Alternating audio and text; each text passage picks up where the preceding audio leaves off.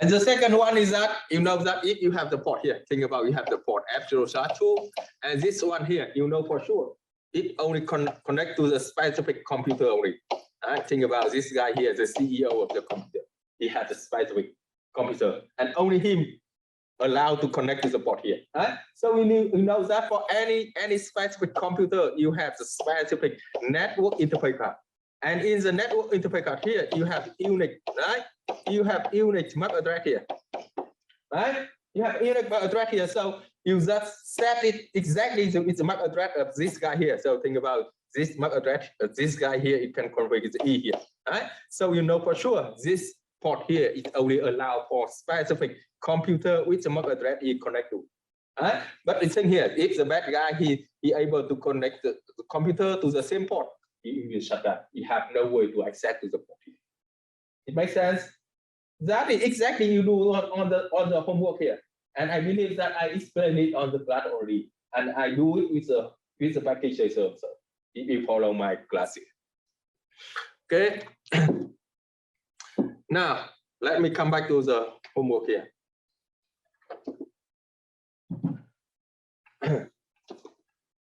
So if you look on the package tracer, you can see.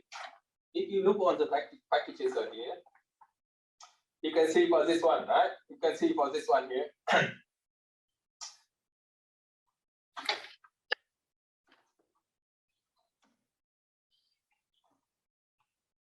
Then, so see, if you look on the in the package tracer here, you can see the MAC address table here, like it matching between the MAC address and the port number here. So you see, if you look on this one here, if you look on the topology, here, if you look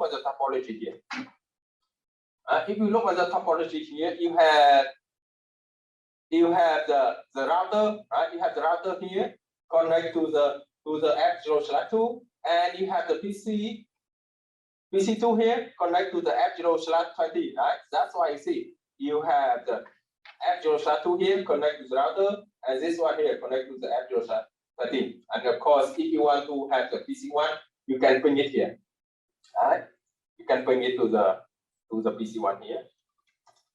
1.16.0.1.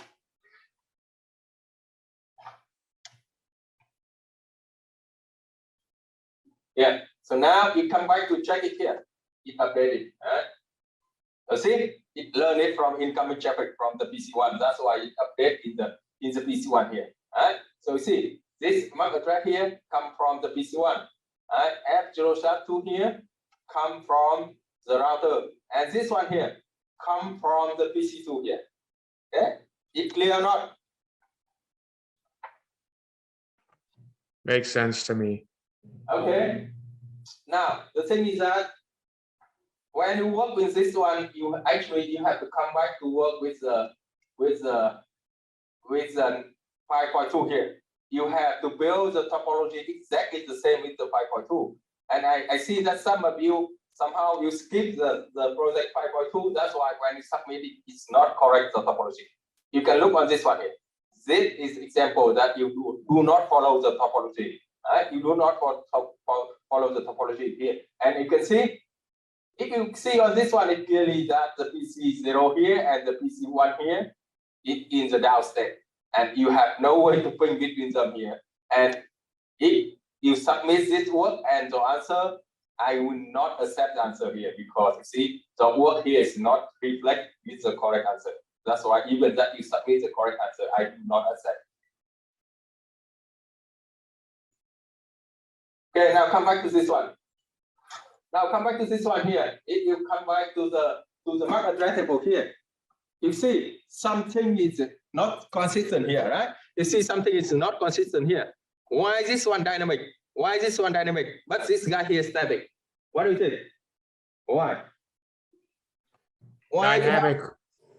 I believe it's because dynamic ones have received their address from a DC, I forget exact abbreviation server, while the static one had its address manually entered. Yeah. DCHP. Yeah, that is the correct answer here. The dynamic is always learned from incoming traffic. So we see if you change the PC here, If you change the PC with the port here, the MAC address is not the same. And again, the switch will update into the new one here by the dynamic. Dynamic only learn it from the incoming channel. And static here, you manually configure it. And let me show you why you have static here, because you do it on the homework here. Now, if you look on the switch here, right? So you have a show run here. You see what you configure in the F0/20 here. If you look on this one, you have something you want to configure for the F0/20 for this one here. The first thing is that you go to the interface F0/20 when you connect it. Sorry. When you connect to the PC2 here, right? When you connect to the PC2 here.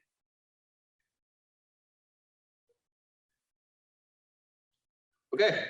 Now that's why when you connect to the F0/2, the first thing, if you want to configure for the port security, you have to change the port to the switch port access mode. Remember, in the port you have the two status. It can be the access mode or can be chunk mode. The access mode is everything you connect to the end user here.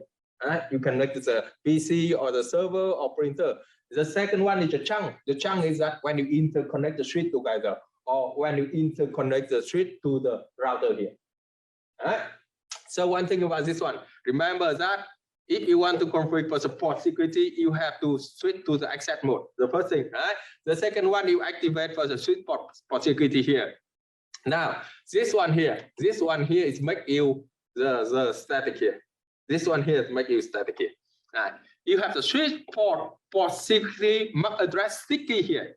Sticky, that means it is mechanism that when you configure the port, you have the incoming traffic here. The thing about this one have the MAC address of A. So when it have incoming traffic, switch learn it as a dynamic. But the sticky here is that it will write into the NVRAM here. So when you see, when it's write into the NVRAM, when you reload it, everything stays the same here. That's why they call it sticky. And see, you have the switch port security MAC address sticky. Sticky here actually it learned it from the network interface card of the PC here, and it update in the NVRAM of the switch. So even that, when you reload it, everything stays the same here, stay the same. It never gone here. But the thing about this one here, if you see, if this guy here is a E here, think about this one, right? When you learn it into the switch and it update in the RAM, in the MAC address table in the RAM, right? And it's dynamic. But when you reload it, everything gone. Everything gone with this one. Let's see, this one here, because you configure it sticky, always sticky to the NVRAM. That's why it learned it from the dynamic, but it update in NVRAM. And even that you reload it, everything stays the same. You can see it here. Now, you can see it here. Now see, right now you see it's the MAC address table here, right? You see right now we have the MAC address table here. Show MAC address table. You have this one is the dynamic, and this one's static here. So now see what happened here. If I set it here and reload it here.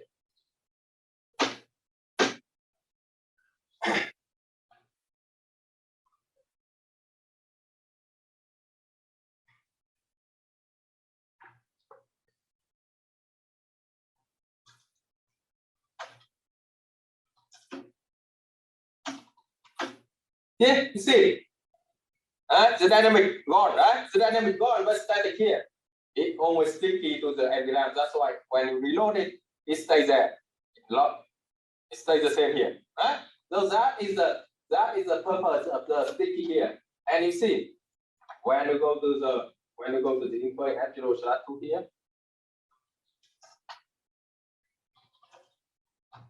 Sorry, F0/20 here. You see the switch port mode access here, the first thing, right? Now for the switch port security here. So whenever in work with the iOS here, you can use the question mark here if you don't know what is coming next. So we see on this one you have the sum of the action here. After the switch port security here, you have the four options. you have edging. Edging means that means you can specify how long the MAC address here can stay in the MAC address table. All right, so see, by the default, right? By the default here, whenever the street learn it from the incoming traffic, it update in the MAC address table here. So think about this one here, and hit update is the A and F0 short one here.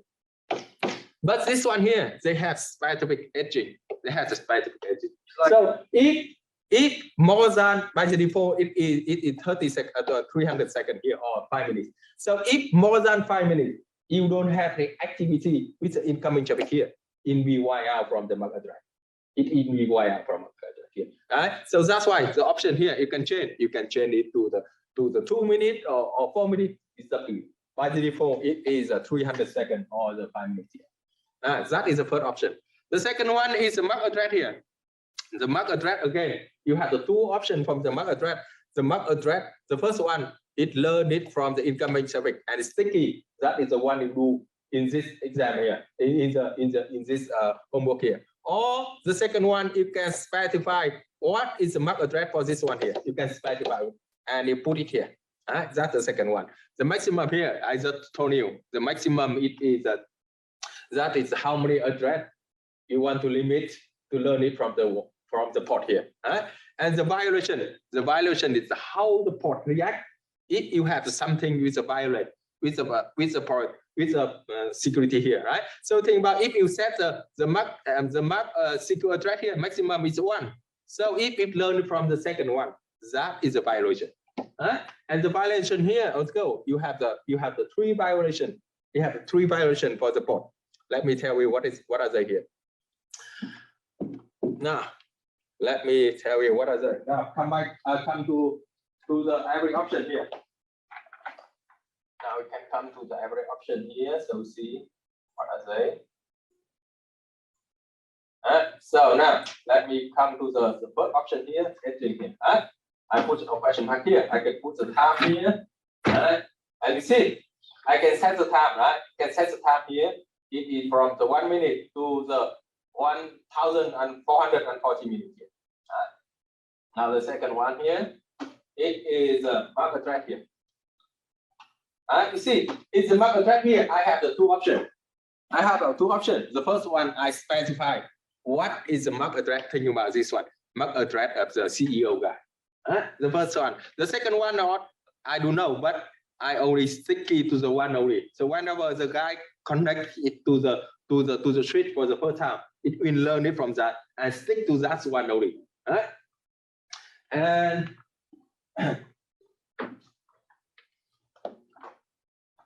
you have the another option here, and you have the maximum here.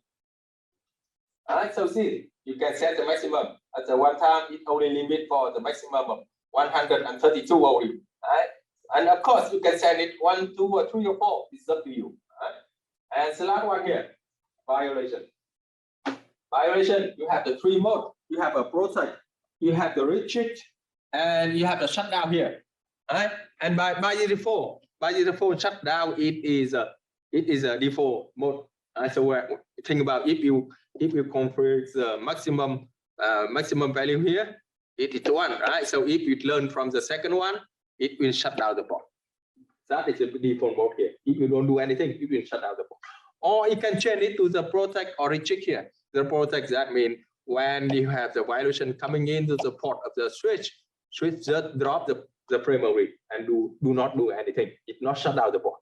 The second one is a recheck here. Again, when frame into the switch drop the frame and it sends a notification notification message to the centralized monitoring here. Right? It works with the add MVP. Again, it's not shut down the port. It's not shut down, but just drop the frame away. But this is by the default here. It shut down the port here. Normally, they use restrict, right? They don't. No, it depends. It is not. By the default, it just shut down.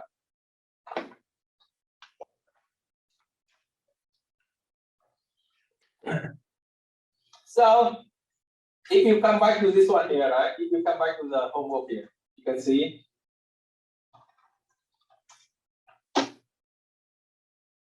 You can see, right? right now, the actual SHA-20 here, right? You have configured the switch port for security and switch port for security MAC address sticky here, and switch port for security MAC address sticky learning from the PC2 here, right? And you can see it here. You can see it in the what is it? Config here. You see, it learned it from the MAC address here, right? That's why it updated into the configuration here.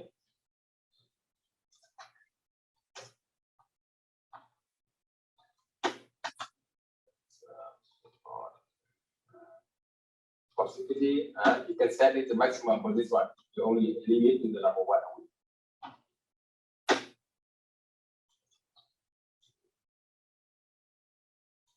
Okay, by the default, it is already number 1. That's why it's not showing here. So now what happened here? You see what happened here? I deleted it. I update with the laptop here. And I connect it to the same port here. Sorry, I have to set the IP address first. I have to set IP address here. What is it? 172.16.0.110. Here, and the steeple gateway 172 here. Dot 16.0.1. Okay. Now let me connect it to the same port here. Let me connect it to the same port here. Absolute /20. Okay, so see, right now I don't have any traffic coming in, right? That's why the port coming up here. So what happened here? If I ping it here, I ping it to and here. Port going down immediately, right? The thing is that you see the laptop here. The thing is that you see the laptop here, the MAC address here. The MAC address here is not the same with the MAC address in the MAC address table here, right? You see, in the MAC address table here. See, this one here, right? It learned it from the C41A. It learned it from this guy, right? See, this one here. Oh, no, sorry, this one. Where? Sorry, this one is 0/2 for this one from the router. Now it's not a bit because it's going down, right? See, the reason it's going down because if you look on the configuration here again, it only accept for this one only. It only accept for this one come from this PC only, not from this guy. This guy here is the MAC address not the same. That's why you see it automatically shut it down here. It makes sense or not, guys? Yes. Yeah. Okay. Now let me do it again. I just reconnect it here. I reconnect it to the PC2 here, and I connect it to the port still going down. Remember that even that you connect it again, the port still going down here. You see, you ping again, it's not going through here. And you can check it here. You can check it by the. You can check by the standard here. Okay, so we see this one here. You have arrow disable. The arrow disable. The port is down and the live protocol down because the thing. In the case of the violation of the port security here, if you want to bring it up, remember that you have to shut down the port first. You have to go to the port F0/20 here.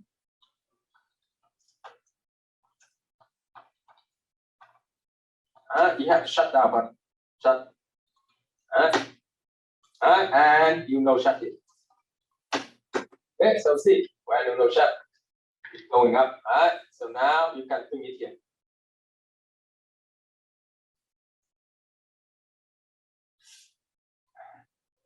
Okay, so that is everything about this homework here, and I believe that if you follow my lecture on the class, or you watch my recording video and you watch my simulation here, it really makes sense here. It's not really challenging here. Okay, so Any question for this homework? Let me know.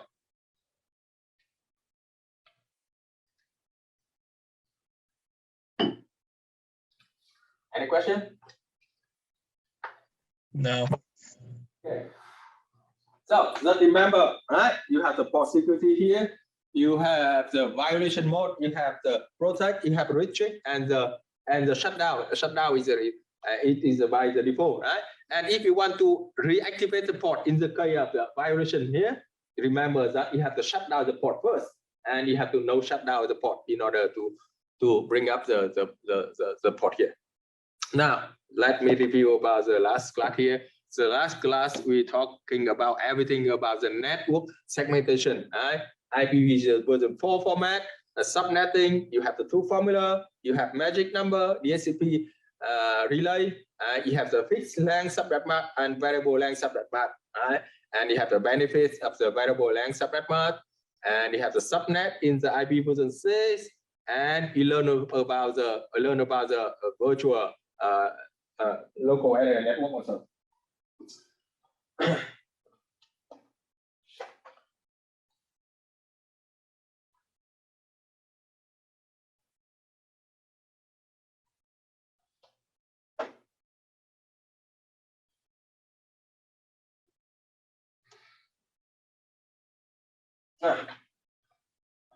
Now we come with the first definition: network segmentation. What is it? When we talk about the network segmentation, what is it? What do you think? What do you think? What is the network segmentation? Divide and class the database. Huh? Divide and class the data. Segment.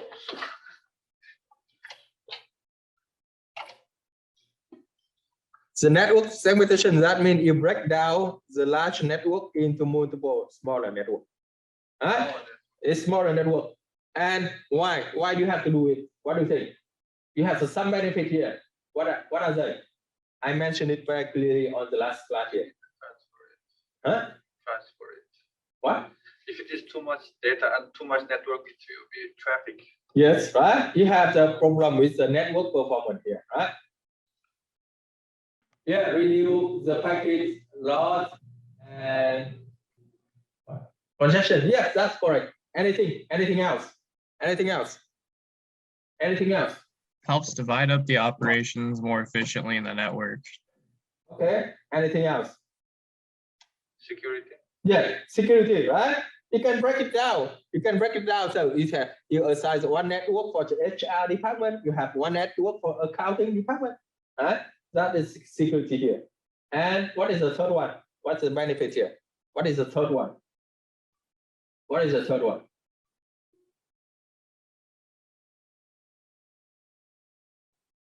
Easy to manage. Yes, easy to manage, easy to troubleshooting, right? So we think here, when you break it down, the larger network into multiple smaller network here, right? If something going wrong with this one, you just narrow down in the this network only, right? Instead of the whole huge network here.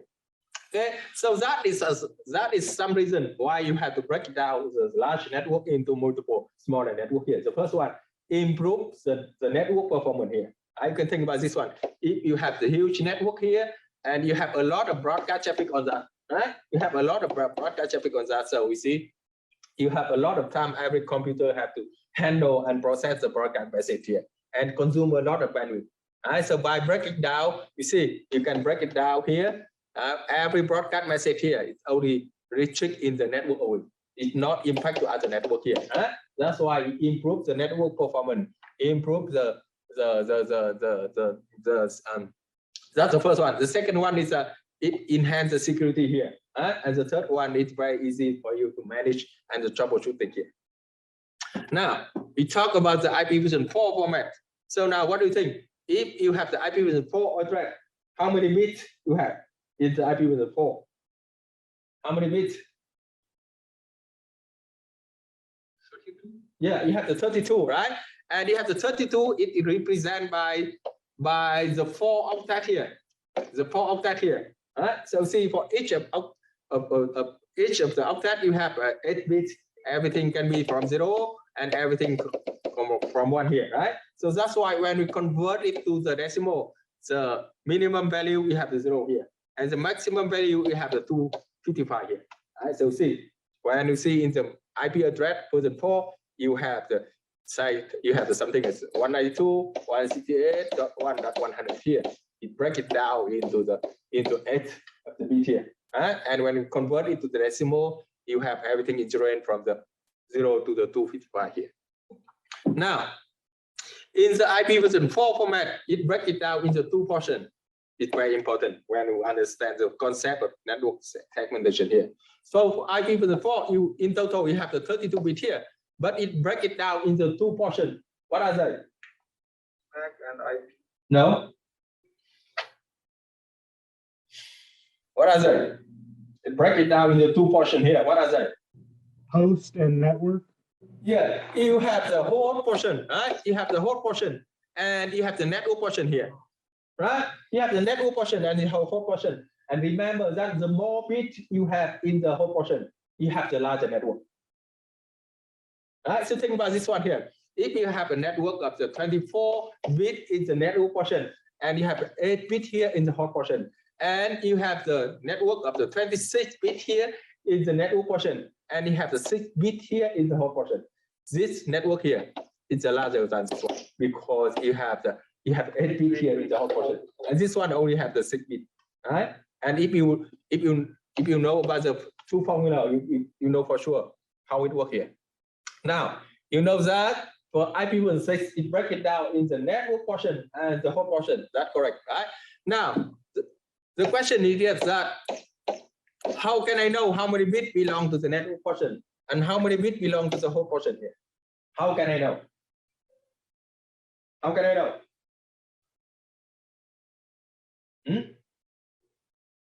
How can you know how many bits belong to the network portion and how many bits belong to the whole portion here? Come on. Yeah, I explained it clearly on the last class. Yeah, you use a subnet mask. You use a subnet mask here. Subnet mask. Okay, so basically the subnet mask, the format is the same with the IP version 4. The subnet mask here, it also has the 32 bit.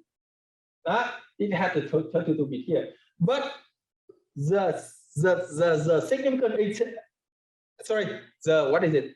The thing with the subnet mask is that, what do you say? What is in the network portion and what is in the whole portion for the subnet mask? What do you say? Divide to A, B, C, 3, 6. No. What is it? I didn't quite catch the question properly, sorry. Okay, now remember that this one is IP version 4. You have the 32 bit, right? And if you have the subnet mask also, the subnet mask also, the format is exactly the same with the IP version 4. It also have the 32 bit, and again, it also break it down in the network portion and the whole portion here. But if you look on the subnet mask here, the significant information you know. How can you know which one belongs to the network portion and how can you know which one belongs to the whole portion? From the subnet mask, if you look on the subnet mask, how can you know how many bits belong to the network portion and how can you know how many bits belong to the whole portion?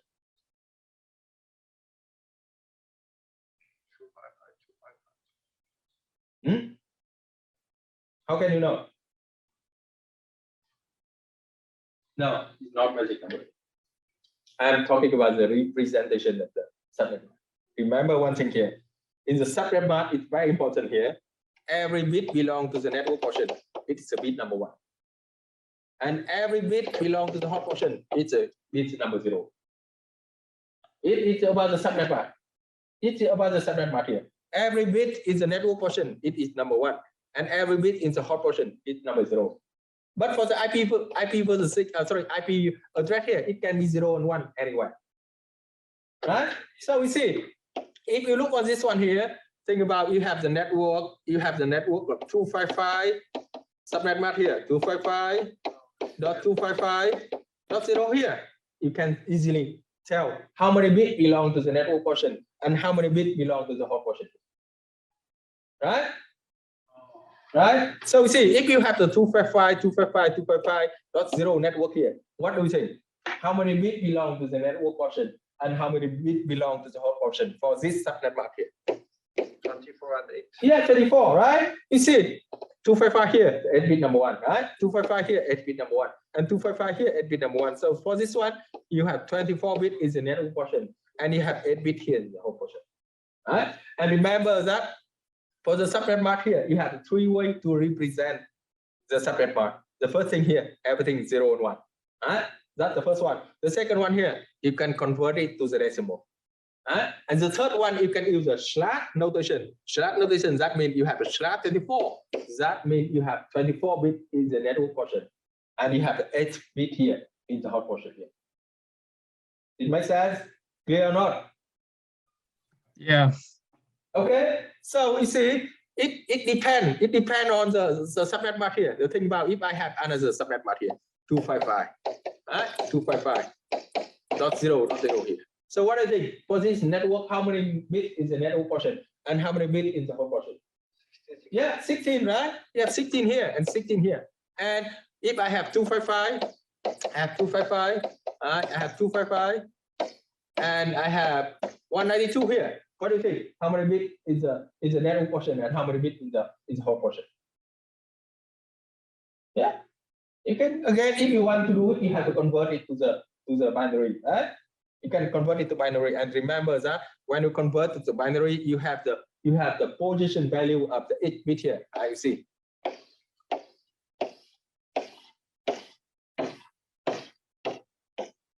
The bit number 0, 1, 2, 3, 4, 5, 6, and 7 here. And for each of the bit, you have the position value. This one here, 2 raised to 0, 2 raised to 1, 2 raised to power of 2, and so on.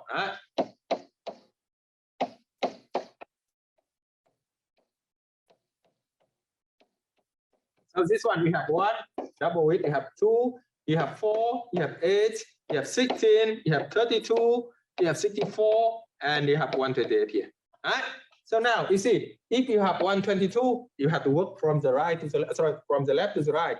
192 here. Actually, you have 128 here and 64 here.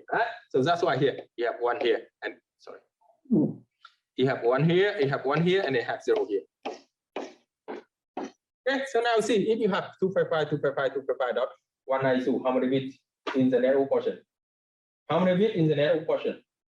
2. No, why 2? 8, 8, 8, 2. 26 bits in the network portion and 6 bits in the whole portion, right? You know the idea of that, right? You know the IP version 4 format. You have the 2 portion here, network portion and the whole portion, right?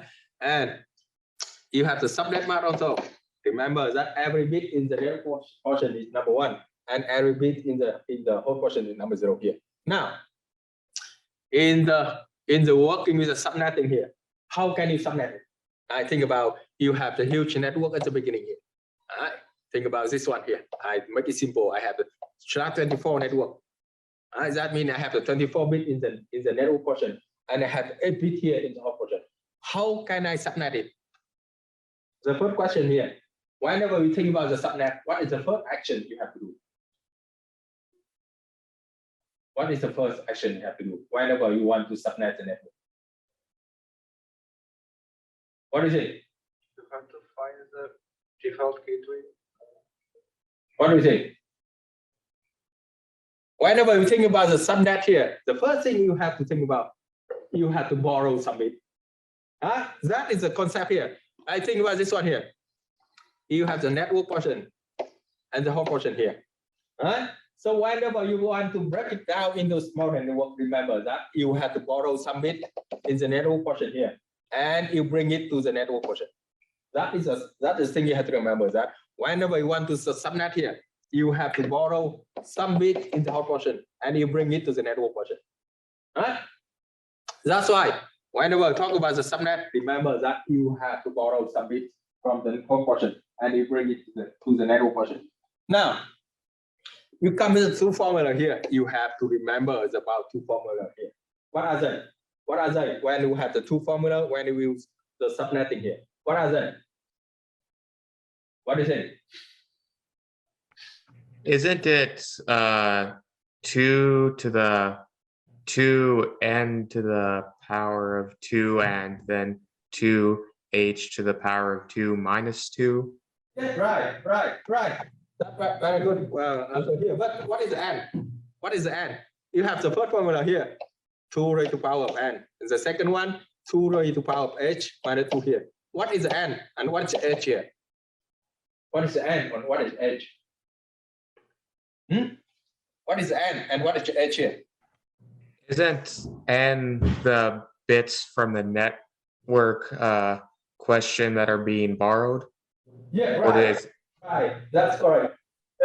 N is how many bits you borrow, right? How many bits borrow here? Now, what is your h? What is your h? What is your h here?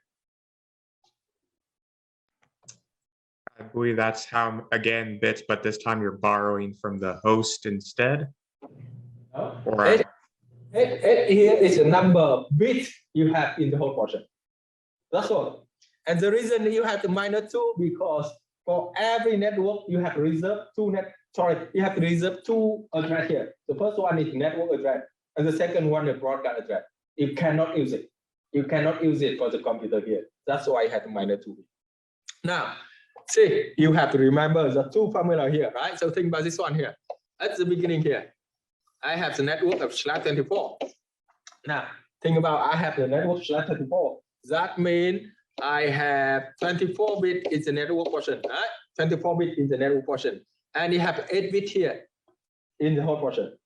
So see, I can use the second formula here. If I have h bit here in the whole portion, right?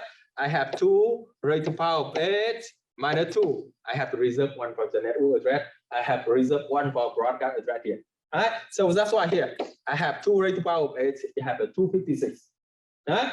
And I minus 2 here. I have the 254 usable address. Usable address. That means you can use it to the computer here. Right? So see, at the beginning here, I have 256 address, and of course I have to minus 2 here for the network and broadcast. Right? So now think about this one. If I want to break it down into the network of the /26 here, network of /26. Now, how many bits I borrow? How many bits I borrow here? At the beginning, I have /24. Now I have /26. How many bits I borrow? Yeah, right. You see, at the beginning here, right? You have 24 here and 8 here. Now I borrow 2 bits. That's why I have 26 here. Right? I only have 6 here. Now see what happened here. If I borrow 2 bits here, you use the first formula. How many subnet I can borrow? Sorry, how many subnet I can create here? If I borrow 2 bits, how many subnet I can generate here? I can create here. First formula. 2. Come on. 4? 4. Right, the first formula here. If you borrow n bits, the number of subnet you can create is a 2 raised to the power of n. So here is 2 raised to the power of 2. You have 4 subnet. Right? You have the 4 subnet here. So we can think about this one here. You have the network here. Right? You break it down into the 4 equal subnet. That's all. Right? Now think about this one. Now for each of the subnet here, you have the /26. That means you only have the 6 bit left. You only have the 6 bit left in the whole portion. Right? So now use the second formula. If you have the 6 bit left here in the whole portion, how many usable address you can have? 6 bit left in the other thing. How many usable address here you can have? 62. Yes, 62, right? Because the second formula here, you have 2 raised to 6 minus 2 raised to 6 is 64. You minus 2 here. So basically here you can see at the beginning you have the 256 here, right?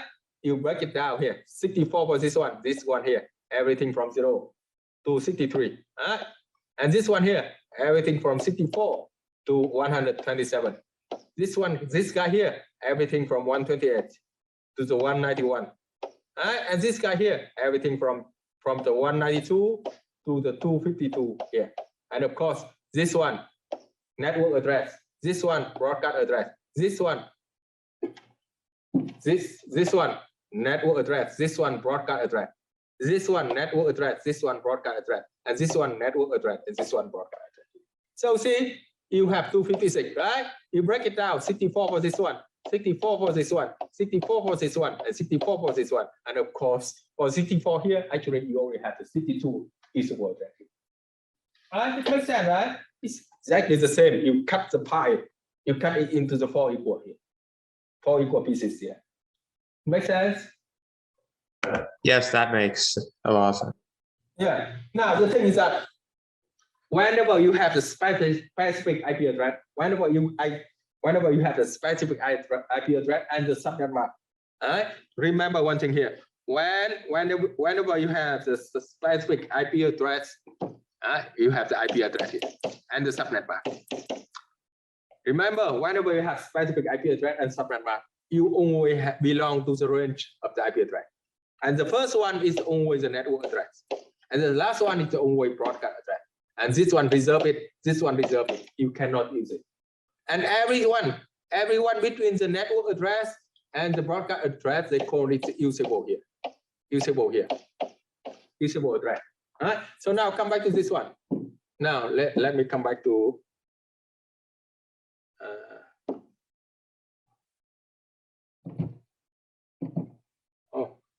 which one?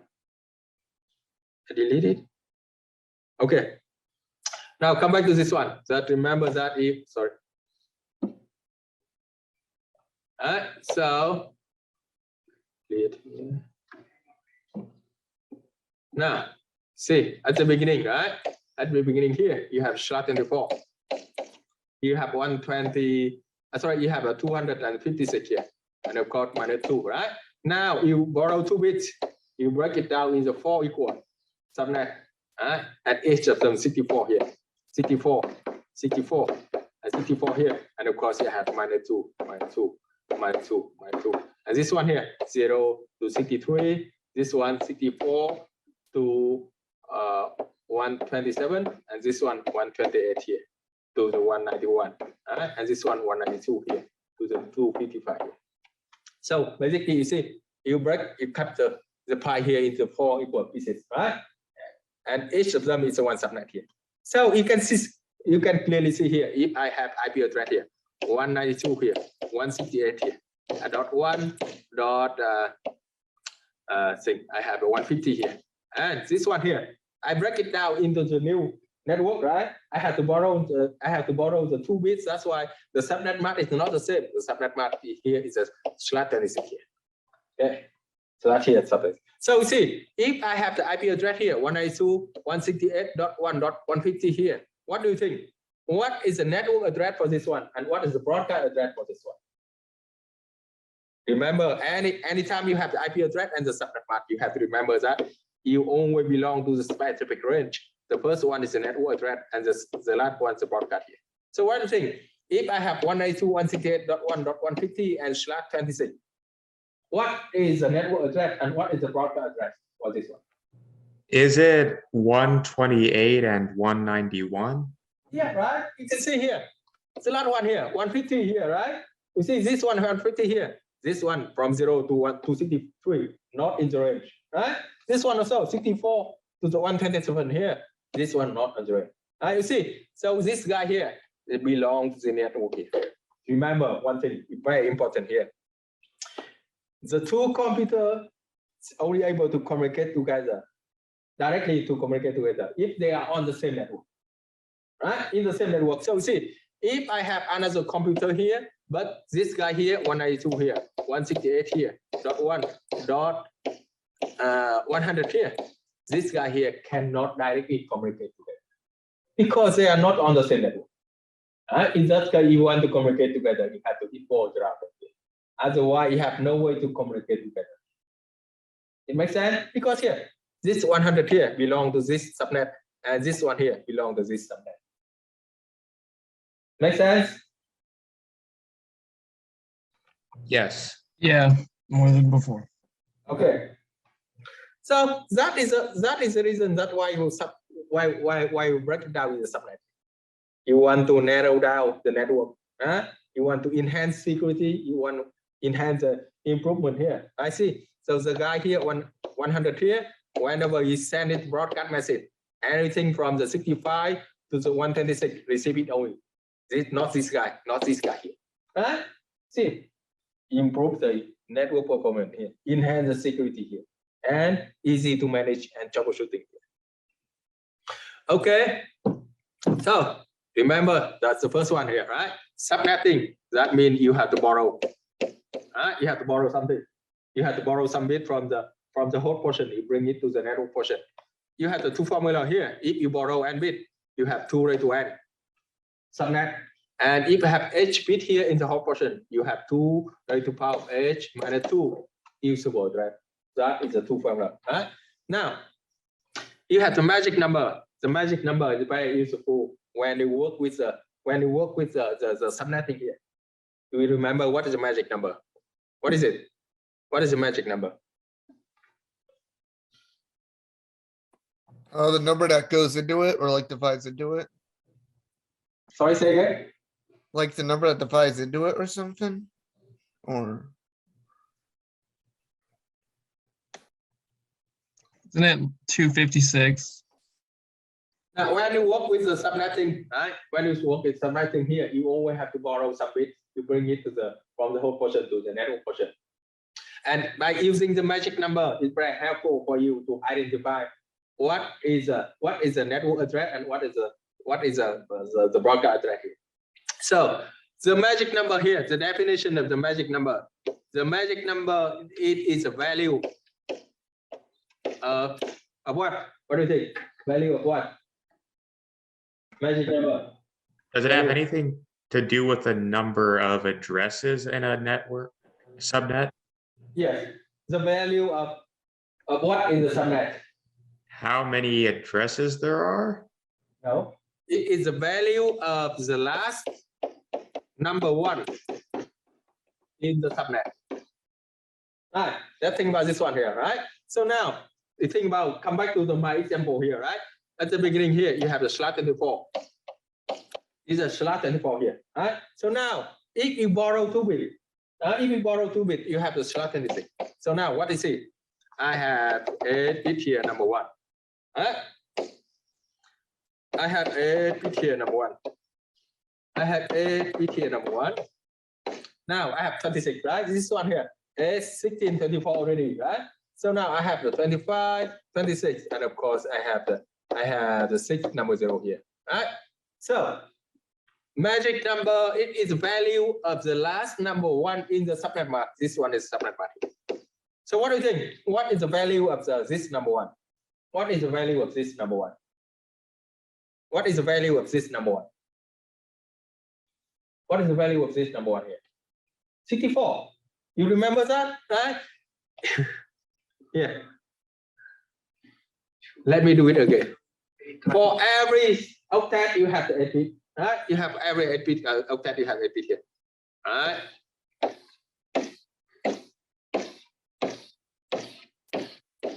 So you have bit 0, 1, 2, 3, 4, 5, 6, and 7, right? And you see this one here, 2 raised to 0, 2 raised to 1, and 2 raised to 2, and so on, right? So see, that is the value of the number 1 in the subnet mask here. This one number 1, right? This one here, number 2. This one number 4, 8, 16, 32, 64, and 128 here. Now, come back to the example. You have a slot 26, huh? You have a slot 26 here. So we see what happened here. You have 8 bit number 1. Right? You have 8 bit here number 1. You have 8 bit here number 1. 24 already, right? So now we have 25, 26, and you have 60 here. So see, that is the magic number. The magic number is the last number 1 in the subnet mask. And see, this guy here, 128, right? And this guy here, 64, right? So now you see, if you break it down into the slot 26, you know that the magic number here, 64. Agree or not? Oh, now I get it. Yeah. Make sense or not? Yeah. Makes, I think I understand it. What's that stuff in the middle It's- again? 8 times 8, 2 times 8 times. Huh? What's that stuff in the middle again? Like 270, 271, and 272? What does that mean? 272. The one in the middle between the 0 and 1? This one? Yes. This is you have the 2 raised to the power of 0. That is 0 here, right? Because you're working with the binary. You're working with the binary here. So this value here, 2 raised to the power of 0. This one here, 2 raised to the power of 1. This one here, 2 raised to the power of 2. This one Oh, here, and so on. okay, it's to the power of. Okay, I get it. I get it. Thank you. Now, this one work with the binary.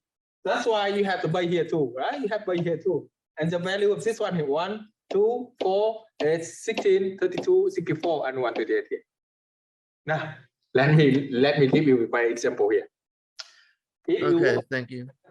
If you work with the decimal system, you know that when you work in decimal system, each digit you have the 10 value, right? You have everything from 0 to 9 here. Right? That is decimal system here. So now we think about if you have the number of 4,896 here. Actually, you have to break it down here in the column here. Right? You have number 0, number 1, number 2, and number 4 here. You have 4 digits. This one is decimal. You have to base 10. Right? You have to base 10. That's why you have base 10 raised to the power of 0 here. 10 raised to the power of 1, 10 raised to the power of 2, and 10 raised to the power of 3 here. Makes sense? Right? So see, the column here, they call it is a 1 column. That's why they call it 1 column. Right? This column here, they call it a 10 column. Make sense or not? This one here, 100 column, because 10 raised to the power of 2. Right? And this one here, 1,000 column here. So see, actually, when you break it down as a computer, right? You have 4 of 1,000. You have 8 of 100. You have 9 of 10, and you have a 6 of 1. All right, so see, when you add them up together, you have 4,896. That it work with the decimal system. Each digit, you have the 10 number. Right? But it works exactly the same with the binary system. Now see, in the binary system also. Binary system, each digit, you only have the 2 values, 0 and 1. Right? So that's why you see, if you have the 0 here, 1, 2, 3, 4, 5, 6, and 7 here. So now, instead of 10 raised to 0, you only use 2 raised to 0 here, right? Yeah, 2 raised to 0 here, and 2 raised to 1 here, and 2 raised to 2 here, and 2 raised to 3 here, and 2 raised to 4 here, and so on. Right? That's why the value of this column here, number 1, value of this column here, number 2, and value of this column here, 4, 8, 16, 32, 64, and 128 here. It makes sense? Hello? Yeah, I get it.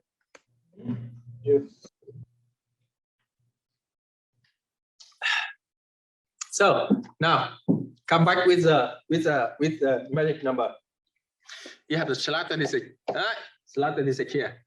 So you have 8 number 1, you have 16 number 1, you have 24 number 1, you have 1 here 25, 1 here 36, and you have 60 here.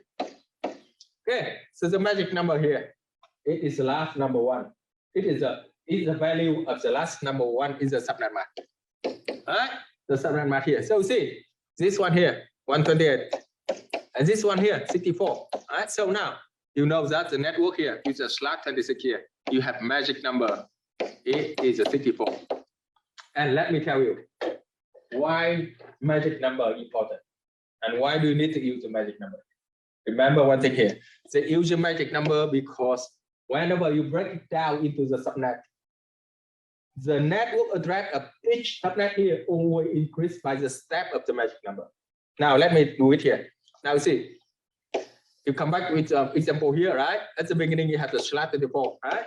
Now you break it down into the 4 equal subnet. Huh? Break it down into 4 equal subnet, and you know that this one here 0, 63 here, right? This one here 64 and 127 here. And this one here 128 and 191 here.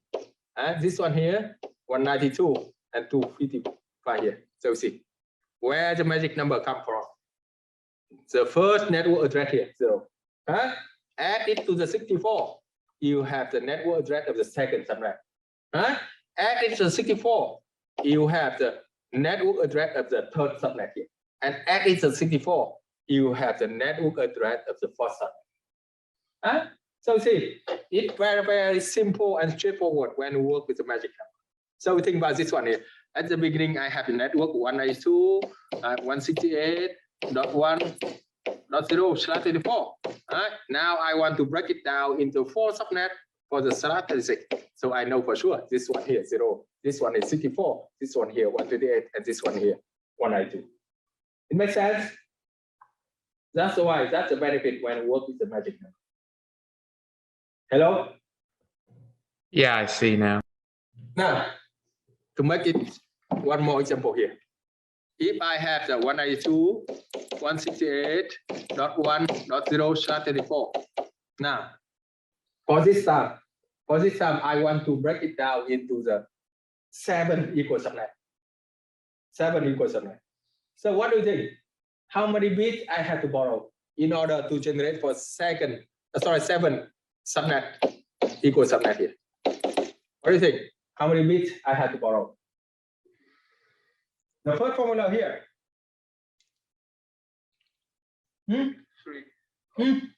3, right? In order to generate the 7 subnet, I have to borrow 3 because 2 raised to the power 3, you have 8 here. Of course, I cannot break down exactly 7, but I can 8 here, and of course, 8 support for 7. Now, that's the first thing, right? That's the first thing here. You borrow the 3 bit, you can generate the 8 here, right? You can think about this one. I have the pi here, I got it here, 4, right? 4, 8 here. I want to break it down in 8 here. Now think about this one. I borrow 3 bits. So now the new network, the subnet mask is the new network. What is it? What is the subnet mask of the new subnet here?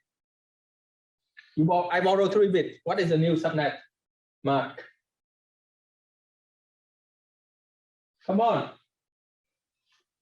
Tell me, what's the new subnet mask here? I borrow 3 bits. /37. That's all. Make sense or not? I borrow 3 bits, right? At the beginning here. Network portion here, 24, right? And the whole portion here, 8, right? Now, you borrow 3 bits, right? That's why. You bring 3 bits here, that's why now we have the 27. Okay, it makes sense or not? Hello, guys. It makes sense. Sorry, my mic was muted. Oh no, it's okay. Now, tell me, if you have a /37, what is the magic number here? What is the magic number here? What is the magic number here? 27. Come on. You can do 128, 64, 32, and so on here. So what is the magic number? Magic number is the value of the last number. One is the subnet mask. Is it 32? Correct, 32, right? Because you see, you have /37 here. You see, you have 8 number 1 here, right? You have the 16 number 1 here. You have the 24 number 1 here. So now the last one here, you have the 25, 26, and 27, right? And after that, you have the 50 here. So see, that is a magic number. And the value of the number 1 here is magic number. You see, this one here, the first one only 128. The second one, you have 64. And this one, you have 32. Right? So now, you break it down in the network in the step of magic number 32. This one here, 0. Right? The next step here, 32. Add it 32, you have 64, you have 96, you have 128, you have 160, you have 192 here, and you have 224 here. Make sense? Right? So see, the first subnet here, everything from 0 to 31. This one here, everything from the 32 to 63, and this one here, 64 to the 95, and this one here to 127, and this one here to the 159, And this one here to 191, and this one here to the 233, and this one here to 255. So see, you can break it down in this network here. You can break it down into the 8 subnet here, right? And of course, you can use the 7. You can use this one, use this one, use this one, use this one, use this one, use this one, this one, and you can reserve this one for future use. It's up to you. As you see, it's very straightforward, right? Magic number here, and add it up with the magic number. You can see it right here. And now, thinking about if I have the network address of if I have the IP address of 192.168.1.100 here /36 for this one. Now tell me, if I have 192.168.1.100, what is the network address and what is the broadcast address for this subnet? If I have 100 here, what is the network address and what is the broadcast address for this subnet? Find the magic number first. What do you think? 100. You can look on it here. You see, which is the range of this guy? 100. It belongs to this one, this one, this one, or what? First one. Yeah. So see, so 100 here belongs to the range here, right? So we can clearly see here. So 192 here, 168.1.96. It is the network address. And 192.168.1.127. It is the broadcast address. And of course, everything between them, you have the 97 and the 126. They are usable address. That is the way you work with magic number. For me, normally for me, I don't do this way, right? So I see, I have 100 here and the magic number here, right? 32. So I can take the 100 here, I divide by 32. I know that I have the 3 something here, right? 3 something, right? So I take the number 3, I time it back to the 32 here. I know that in 96%. I don't have to break it down into the 8 equals 7. Of course, for this graph, if everything is on the server, you suppose you know you suppose that you know many things, but you never go deep enough into explain. That's why I don't want to go furthermore for this one. Right? So I want to I want you to know the concept of the magic number here, because in the homework you have the magic number, and you suppose that you have to know how to break it down. Okay. Any question for this one?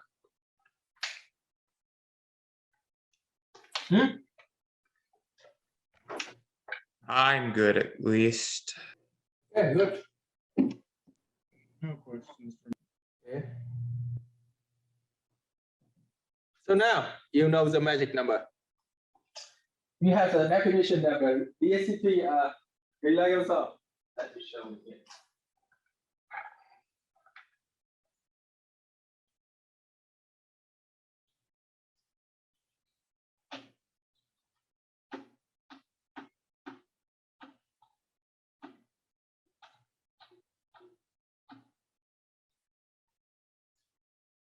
Oh, why?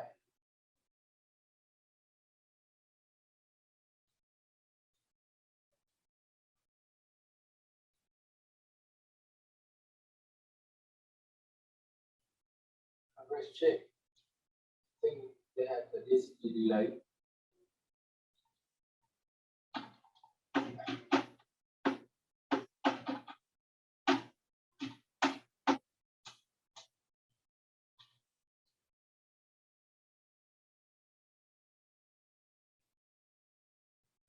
Yeah. So basically, you know that when you break it down with the subnet, right? Because you want to break it down the broadcast. You want to break down the broadcast network into a smaller broadcast, right? But you have a problem when you break it down in the subnet here. The thing is that you have to know that the router is the one who always stops the broadcast message. The router is always the one to stop a broadcast message here. That's why you can see the benefit. You can see the benefit when you break it down in the subnet here.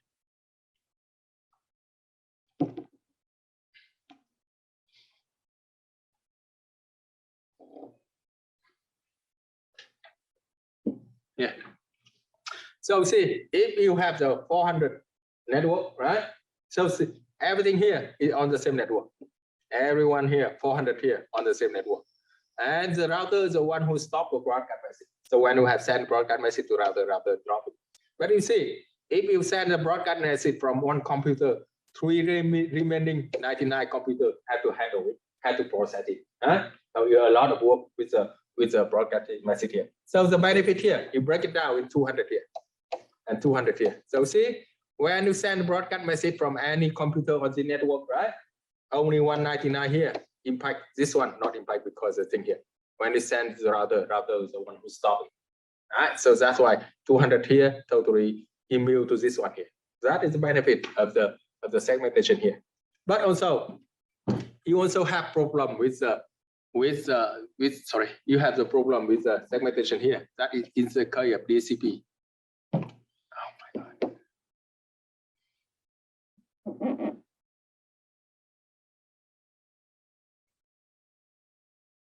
Yeah. Now,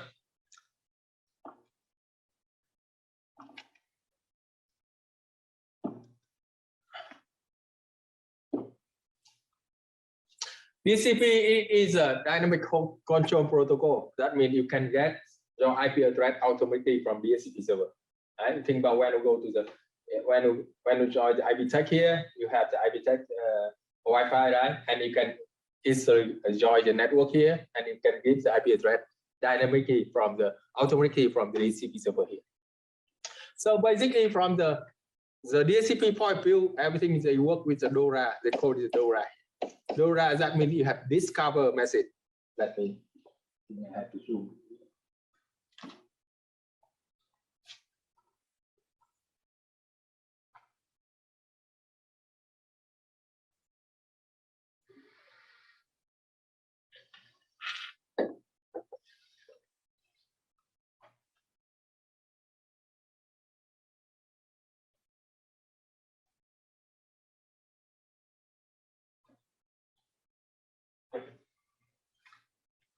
DCP work with they work with the DORA.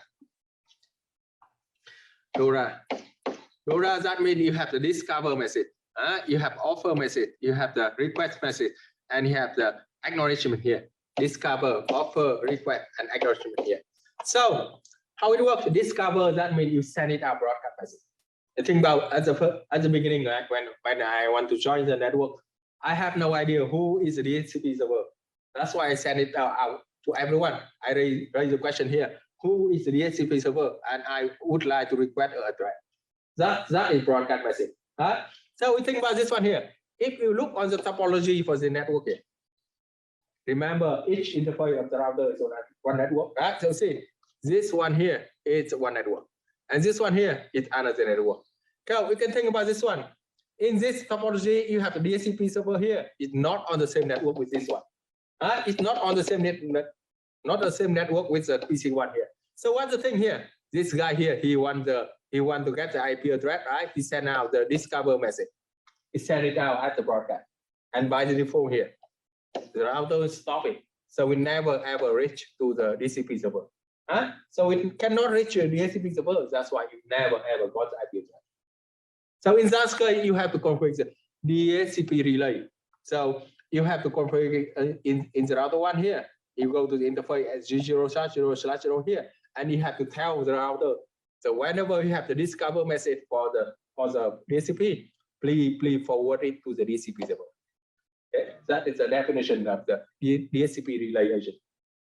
You don't have to configure it for this class. You just know the definition of that.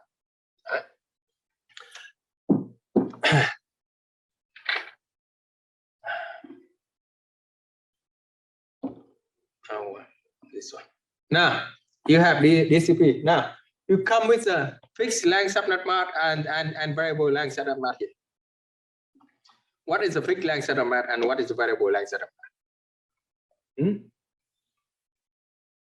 I explained it on the last class also already. What is the fixed length subnet mask and what's the variable length subnet mask?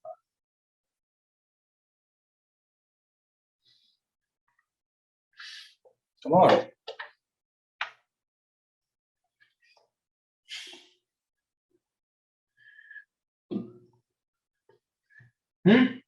What is the fixed length setup mark and what is the variable length setup mark here?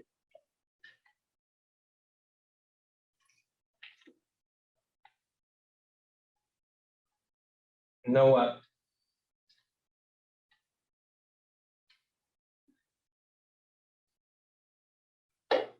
Now,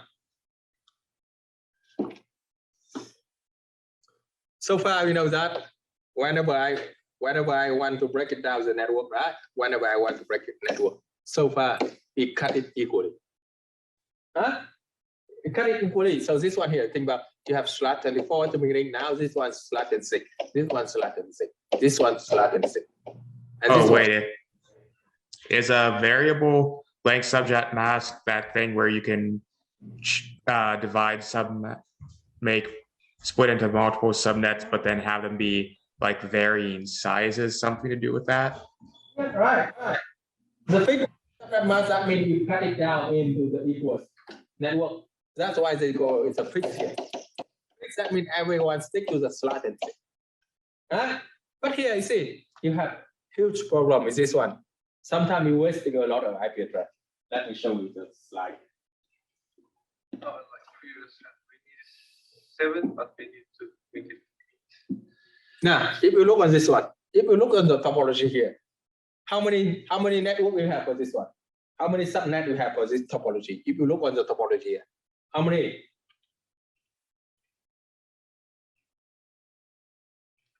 Remember, each interface of the router is one network. So if you look on this one, how many network you have? 7, right? The thing is that you have 7 here.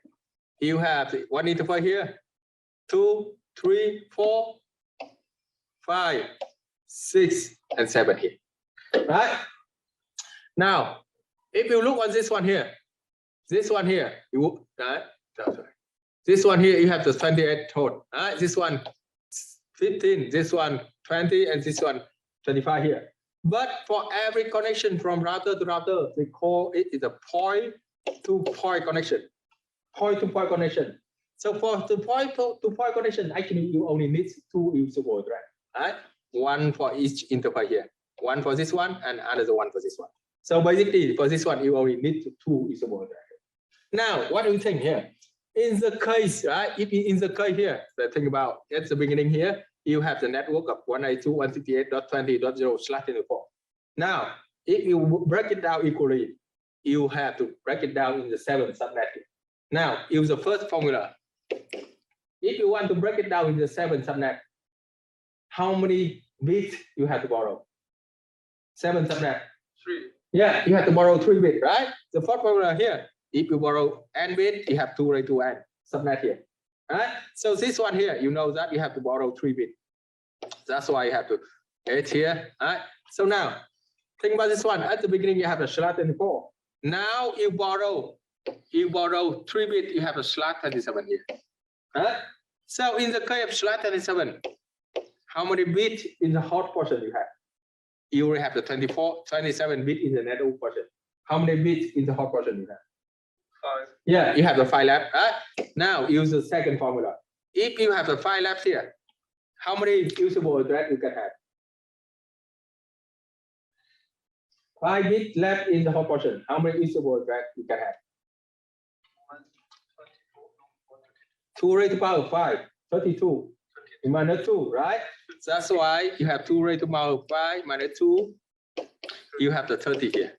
So see, for each of the subnet here, you're able to support up to the 30 usable address, right? So now see, you can do it or not. This one, 28 less than, okay, right? This one less than, okay. This one less than, okay. This one less than, okay. This one only need 2. So basically, you are able to do it. That is the first thing you have to tell if you are able to do it or not. All right, so now see, you can do it. You break it down into H equals subnet here. So what happened here? You break it down, H equals subnet, the first one here. The magic number here is a 32. So that's why you see you have 0 here, 32, 64, and so on here. You need 7 of them, right? This one here, you can use available, you can reserve it. But what happened here? You see, you have the A, B, C, D here, you reserve for A, B, C, D here. What happened for this one here? one network here, you only need 2, but you have to reserve 30 for it.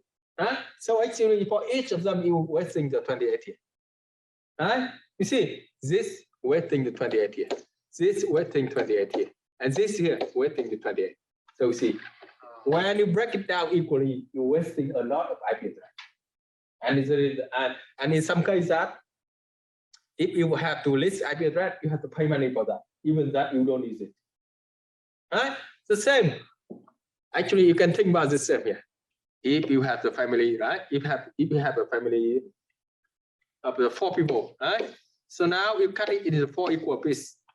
The father, the dad, mother, the 2 sons here. What happened here? This only had he cannot eat the whole thing here, right? This guy here cannot eat the whole thing. But for me, I'm still hungry when you break it down equally. Right? So see, that is the problem of the equal here. The first thing is wasting a lot of idea. Now the thing here, the second one here, in some case you cannot do it. What happened here? If this guy here not 38, but this guy here is 35. Huh? You see, if you break it down into h equals subnet, you borrow 3 bit, right? You borrow 3 bit, you have the slot 37.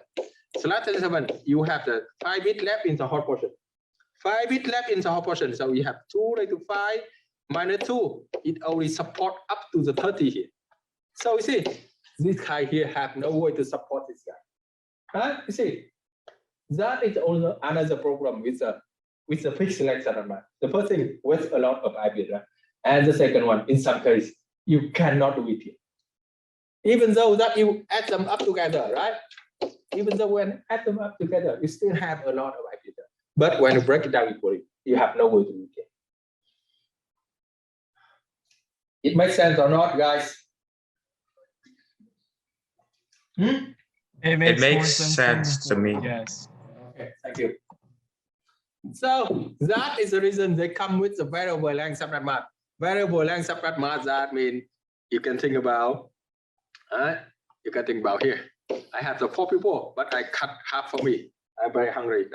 The second one for my wife, and the 2 small bits here for my 2 boys. You cut it not equally here. It depends on what how many you want here. So now think about this one here. For this one here, right? You can break it down here. You have the 1, 2, 3, 4. For the 4, you reserve 3 of them. You reserve 3 of them, and again you can break it furthermore here. So for this class, everything about the definition already. You don't have to go into detail how to break it down into the variable length subnet mask. For the fixed length subnet mask, you are supposed you have to know how to break it down fixed length subnet mask, but not variable length subnet mask.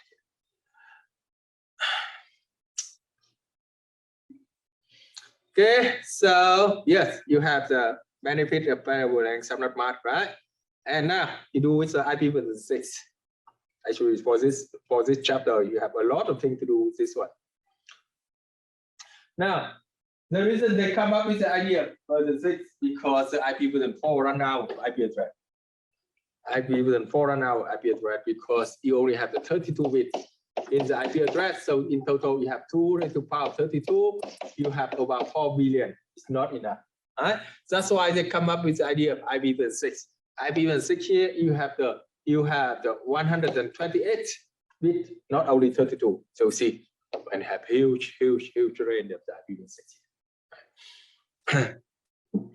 And basically for the IPv6, again, they break it down in 2 portions. The first one is the network private. You can think about the network portion as the same with IPv4. And you have the interface ID. You can think about the same with the host portion in the IPv4. And basically they break it down structure here. You have 48 bit here from global routing interface. That means where you got it from the internet service provider. And this one here is job. And you see the 16 bit here is a subnet. Subnet, that means you can use the 16 bit here to generate into multiple network here. You see, if you have 16 bit here, you have 2 raised to 16, you have about 65,000 subnet. A huge range of the subnet here. And for the IPv6, it's very simple. You see, you can reserve here. You can reserve this one here. You can reserve this one in when you work with the subnet here. See, remember in the IPv6, it represented by hexadigit, not the decimal here. Right? Each of the hexadigit here, you have the 4 bit. Right? So see, you have the four of hexadigit here. That means you have the 16 bit here, and they break it down into the group of the 8 group. Right? So see, this one here, 48 bit. Right? 3 group, 48 bit. You got it from the internet service provider. Always the same, always the same, always the same, always the same. And the 16 bit here, it's up to you. You can totally use it flexible. You can assign one for the another subnet. You can another one for the other subnet, and totally flexible. You have huge range, and you can do it whatever you want. Now see, if you look on this one here, you have the 4 subnet, right? Each interface router is 1 subnet.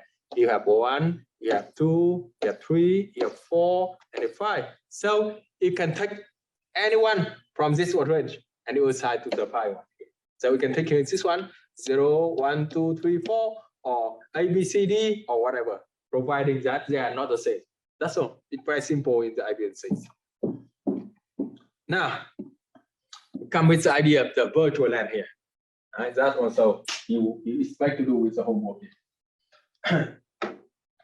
So basically, if that remembers that you want to break it down into the subnet, right? And remember that normally, if you want to break it down into the multiple subnet, remember that each interface of the router is one network. Each interface of the router is one network. Remember that. But the thing is that the router, if you work on the router here, the router is already have a limited interface with. Normally you have the 3 or 4 interface, right? So see, normally you only able to break it down with the maximum of the 4 or of the 4 subnet only. Right? But in the case you have the greater than 4 subnet, you have a huge problem. You cannot really do it with the each interface of the router is one network here. That's why they come up with the idea of the virtual LAN. Virtual LAN here. So see, basically, if you want to break it down with the subnet, right? You see, you need one switch here for the think about this one. I have network number 1 here. Right? I have another switch here for the network number 2, and I have another switch here for network number 3 here. Each of the switch cover for one network here. Sorry, each of the switch handle for one network here. And also, if I have a 5 network here, I cannot do it with the router, because the router is a very, very limited interface number here. That's why they come up with the idea of the virtual LAN here. The virtual LAN, the name tells, right? Virtual here. Virtual LAN is that mean you can use the switch here. Sorry, you can use the one switch, only one switch. You don't need to break it down in many switches. You can use the one switch here, and it depends on the port. So you can say logically you can assign this one to VLAN 10, or this one here VLAN 10, and this guy here VLAN 20. So see, you can use one single physical switch, but actually you can see you can break it down into multiple logical switches. So see, back then here, if you want to break it down into 2 networks here, right? You need one switch here for the VLAN 10. Sorry, for the network 10, and you have one switch here for VLAN for the network 20 here. But you see, if you're working with the VLAN here, you can use one single physical switch, but you are able to create for the multiple logical networking. Make sense? Now, I do it on the last class also, but anyway, I can do it again. I can do the simulation again here. So, if you look on the topology here, right? Remember one thing here. Remember one thing when you work with the VLAN. Remember one thing when you work with the switch here. By the default here. Sorry. Every port on the switch, they belong to the same VLAN. And by the default, it is a VLAN number 1. Right? So we see when you configure the IP address for every switch here, sorry, every computer here, they are on the same range of IP address here.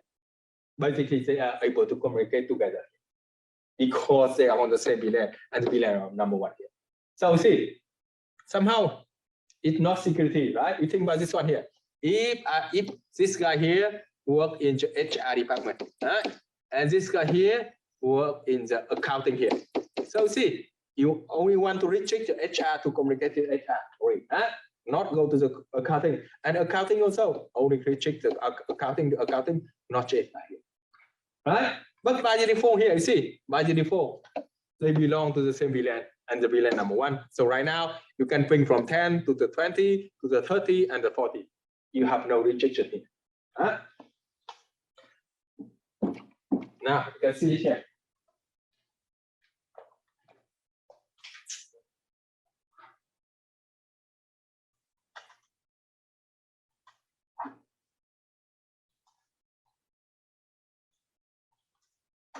So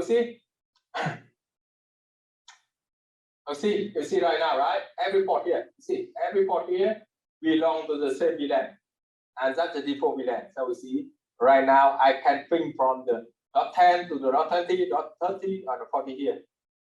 I can ping it here. You see here.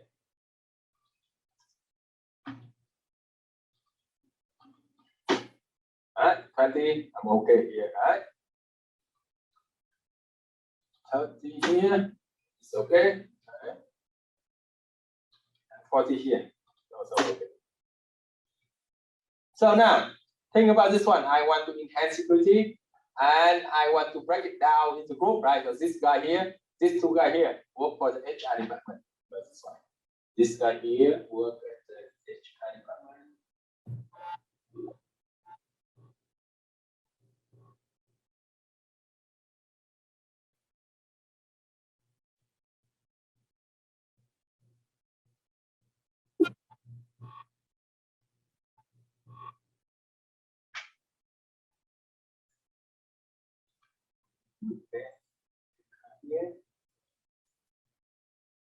I think about this two guy here is working in HR department, and these two guy here, I want to group them in the work in accounting here. Now, that is now time here I have to configure in the suite here, right? So I want to group the number 10 and number 20 here in the HR department. And remember that the suite only work with the port number. Suite have no idea what's the IP address, right? So that's why I have to look on the port number here. F0/1, and I think this F0/2. I group it into the VLAN number HR here. So the first thing I have to configure, I have to create the VLAN number 10. I name it HR here, right? And I create one more VLAN 20. I name accounting here. Okay. So now I can check it again.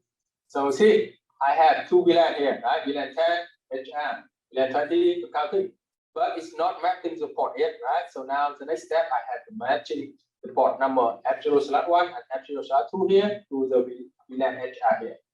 So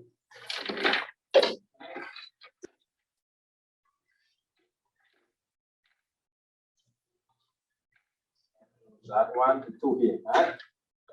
For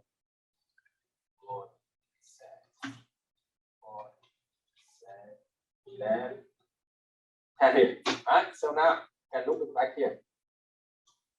Now the HR here matching with the port F0/1 and number 2, right? I can do the same with the port number 20. Sorry, with the 20 here. So I go again.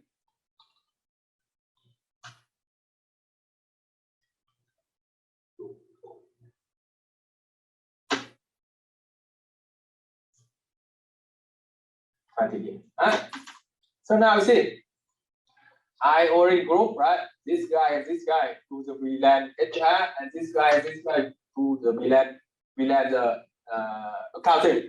You see, it only by the simple simple command in the suite. I don't have to change cable or anything here. Huh? That's the simple command in the sheet. I don't have to run table again or do with a new device here again. I use the same sheet here.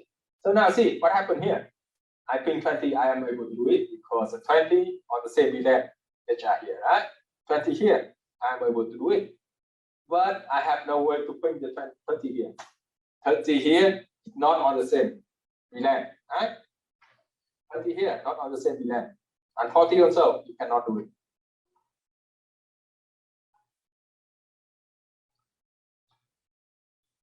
Okay, you can try 40 here.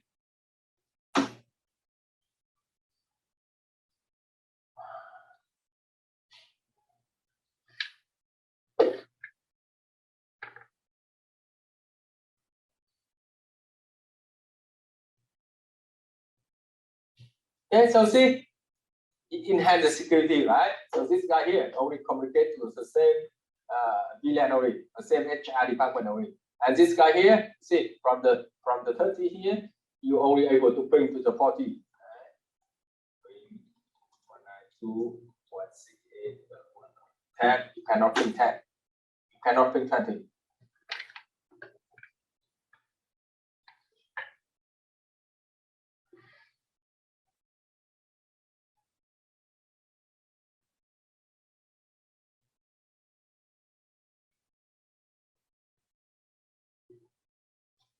Now, 20 also, right? You cannot ping.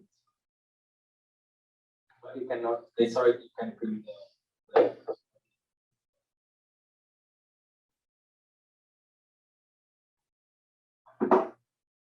now see 40. Can you, right? It seems that you are on the same network. Sorry, you are on the same VLAN.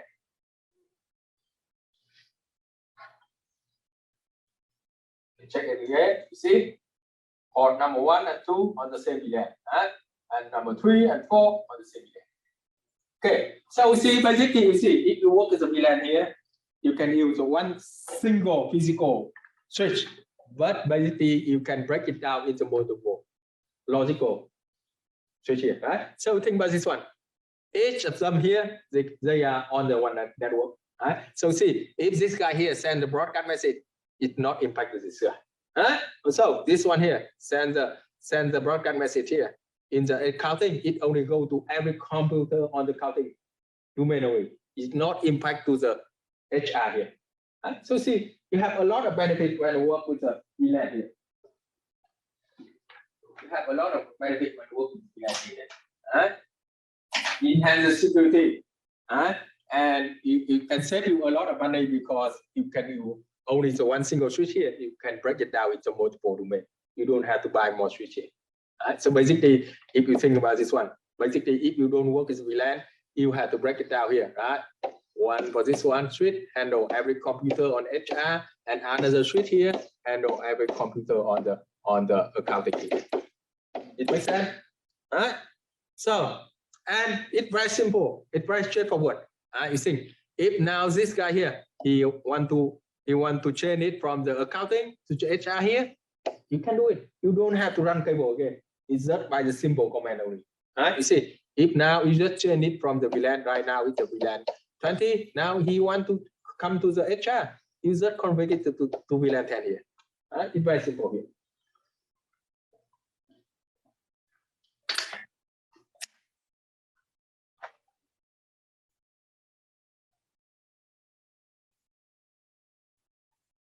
You think about this one here. This guy here, if you want to move to the HR, right? This one connect to the F0/3. So I just configure it here. Okay, F0/3. VLAN now, right now, we move from VLAN 20 to the VLAN 10. So now what happened here? 3 of them, right? 3 of them able to communicate together. 10, 20, and 30 able to do that, but not 40. Right? So see, back then, right? Back then I cannot ping 30 here. So, back then I cannot bring the 30 here. Now I can ping it. Right? See, he moved from the accounting to the HR, right? And also back then this guy here able to ping the 40, but now he is not able to ping it anymore. So see, you don't have to run cable again. You don't have to do anything with the physical activity. You just simple command from the switch here. Hello, any question? No. Okay. So we see basically, right? Basically here you can break it down. Whatever. It doesn't depend on the location. It doesn't depend on the zero graphical location here. You can group any one of them into the same VLAN. It's up to you. Totally flexible here. Right?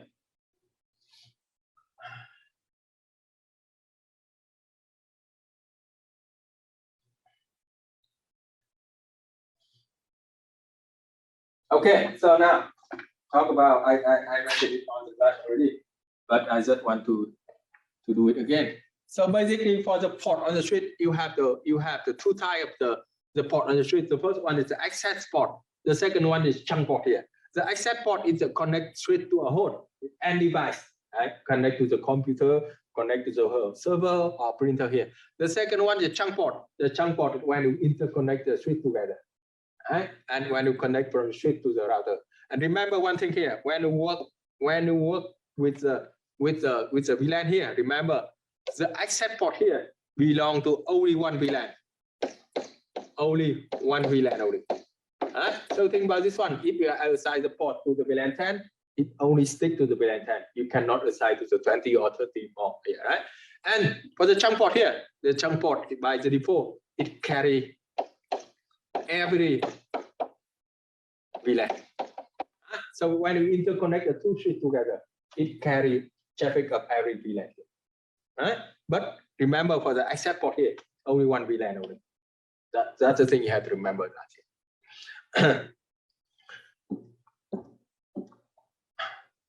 So we see basically we see this one here. All of them, the access here, when you connect to the computer, right? They belong to the same VLAN. Sorry, they belong to the only one VLAN. Right? Can be LAN 1, 3, 1, 2, on one only. But the chunk here, and chunk here, it carry for every VLAN. Right? So think about this one here. This computer here want to communicate to the another computer on the same VLAN, right? You have to send the switch forward into the switch here. And remember, in the case of inter VLAN, you only have to involve the router here. You cannot do it on the switch. Right? So the switch here, he forward it to the router, and router route it to the another VLAN here. So in the case of inter VLAN communication, you have to involve the router here, not the switch. Switch cannot do it.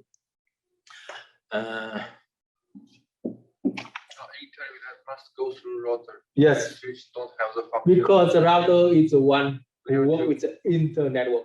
Right? You can think about this. Each VLAN is one network. Each VLAN here actually it's a one network here. And in the case of the intercommunication between the network, you have to involve the router. And the VLAN also works on 3 or higher layer. So VLAN it work in the street. It's a layer 2 only. Layer 2 only. In the street, it's layer 2 only. yes. That's why, in order to communicate together between the VLAN, you have to involve the router.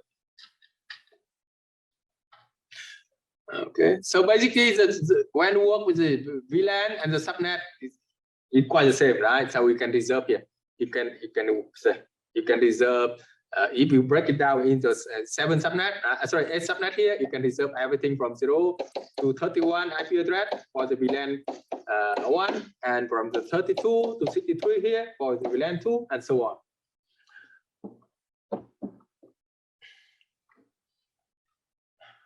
Okay, and you have the sum of the type VLAN. You have default VLAN here that I show you. But that is typically pre-configured and the switch and in the switch include on the switch port. So by the default, every port belongs to the same VLAN. That's the default VLAN and VLAN number 1 here. VLAN number 1 here.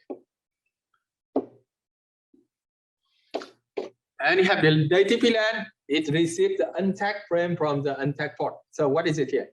So basically, when you configure the chunk, right? When you configure the chunk between the two switches here, you have two switches configure the chunk. Right? So basically, see, if you want to send the VLAN 10 from the one computer to another VLAN 10 in another computer on the switch here. So basically, when you send the switch, right? Switch have to tag it. You have to tag it and have to put number 10 here. So we know this traffic belongs to VLAN 10. That is they call it the tagging. So if you send it to VLAN 10, it said you have to tag in number 10 here on the frame. And basically, when working the native VLAN here, very native VLAN, it is the VLAN, you don't have to be tagged when you send between the street here. So think about this one here. If you have the native VLAN 20 here, right? VLAN here 20, and you send it to VLAN 20 here. And you configure the native VLAN 20 for this one. So when you send it to the switch know that VLAN 20 here, it is a native VLAN. He don't have to tag it. When you send it to this guy receive no tagging. He understands that this traffic here belongs to the VLAN 20. The native VLAN is a receive untagged frame from the untagged port here. You have the data VLAN. Data VLAN is a carry the user generate traffic, email, web browsing, or database update. You have management VLAN. You to provide administrative access to switch can about the SSH, telnet, or the spanning tree protocol here. And you have the voice VLAN because the voice is very sensitive to latency. You need to configure with the high quality of the service here. And also you have the private VLAN also. Now, what else? Okay, that is for the private VLAN that you don't. The private VLAN that been isolated. No one can communicate with you. Okay, so to view and configure the VLAN, you can show the VLAN brief command. If I do on the packet chaser here. Okay, you can have dynamic or now you have the troubleshoot and the secure VLAN here. The common compression error, incorrect VLAN assignment, right? So instead of assign to the VLAN 20, you assign to the VLAN 10 here. I see. If you suppose that if you need the two computer here, think about if you want to configure both of them with VLAN 10, right? And this one also VLAN 10. You see, if you are on the same VLAN, you are able to communicate together, right? But somehow you make mistake here, you configure the 20. So see, have no way to communicate together, not on the same VLAN, right? That is a common mistake here. Incorrect the VLAN assignment. The incorrect support mode also. Remember that whenever you want to configure for the computer connect to the computer here or any device, you have to configure on the access mode, not the chunk mode. Right? That's why you have to go to the switch and you have to enter the command switch port mode access here.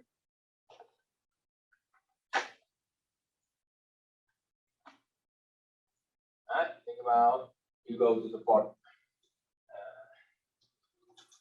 In the way after start file here. Remember that switch port mode and access it.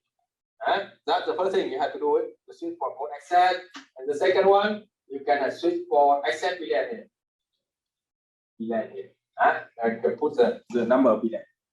Remember, for any port connect to the specific computer, it only belongs to the one VLAN only. And in order to do that, you have to change it to the access mode. Access mode connect to the any device and only belong to the same VLAN. Okay, and VLAN isolation, you can possibly cut out the entire group from the rest of the network. If you do it by mistake, right? You can think about if you configure on the VLAN, but you never use it. Never want it. Yeah. And also you have some problem with the VLAN, secure VLAN here. That's the secure VLAN. The first thing is the VLAN hopping. VLAN hopping occurs when the attack generated transmission appear belong to the protect VLAN here. It can be attack can cross the VLAN to access the sensitive data of inject and full software here. Yeah, this one. This one is I explain what is a VLAN hopping here. So by default, you know that, but by the default, whenever you have the native traffic, native VLAN, you don't have to tag it on the frame, right? So what happened here? What happened here is that this guy here want to access it to the VLAN 20 here. You want to access it to VLAN 20. Right? Now, by the default, right? By the default here, he can configure it. He is a VLAN 10. VLAN 10 here. So see, he frame here. He frame the data here, and he frame 20 here, and again he frame 10 here. That's why they call it the double tagging. So what happened here? When it sent to the switch, switch look it up. Hey, this one belongs to the VLAN 10, and it is untagged, right? So you see, when he untagged it, he just remove it here. So see, when he remove it, it expose the VLAN 20 here. So we send to the, actually when he send to the switch look it up, he knows that this is VLAN 20, and he forward it to the server here, and he can hijack the server with the VLAN 20 here. Even though that he only able to work with the VLAN 10. That is problem of the double tagging here. So basically, in order to mitigate that problem here, you never use the native VLAN. Never configure the native VLAN for any switch port. Right? So you see, he cannot work with the VLAN 10. That's why he never ever able to do with the double tagging. It makes sense or not? Hello? I get it. Yeah. So see, by the default, if you configure this one is native VLAN 10, right? And he connect to the 10, now he can do double tagging. But if you configure this one not number 10 here, you have no way to do it by the double tagging. Right? That's why normally when you configure the CPU for the switch, you change the native VLAN to any VLAN, but make sure no one use it. Make sure no one use it.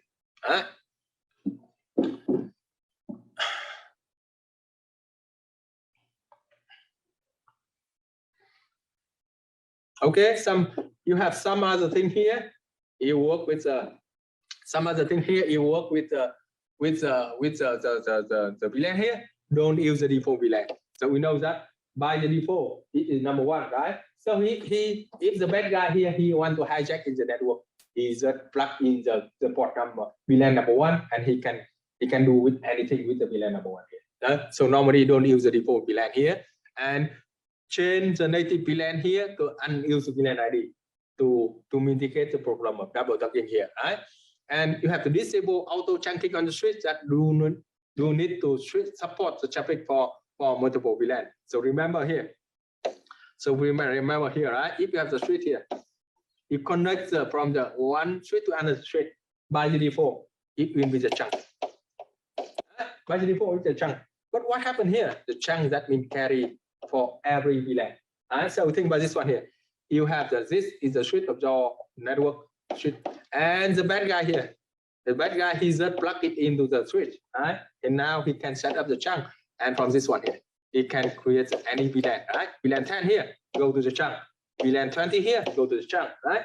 VLAN 30 here, go to the chunk, and basically he can go to any VLAN on your company, right? So basically here, you have to disable the auto chunking on the switch. Make sure that this port here, if it's not a chunk port, never ever go to the chunk port here. Right? Never ever go to the chunk port here. Otherwise, this guy here is very easy for him to hijack the network here. Okay.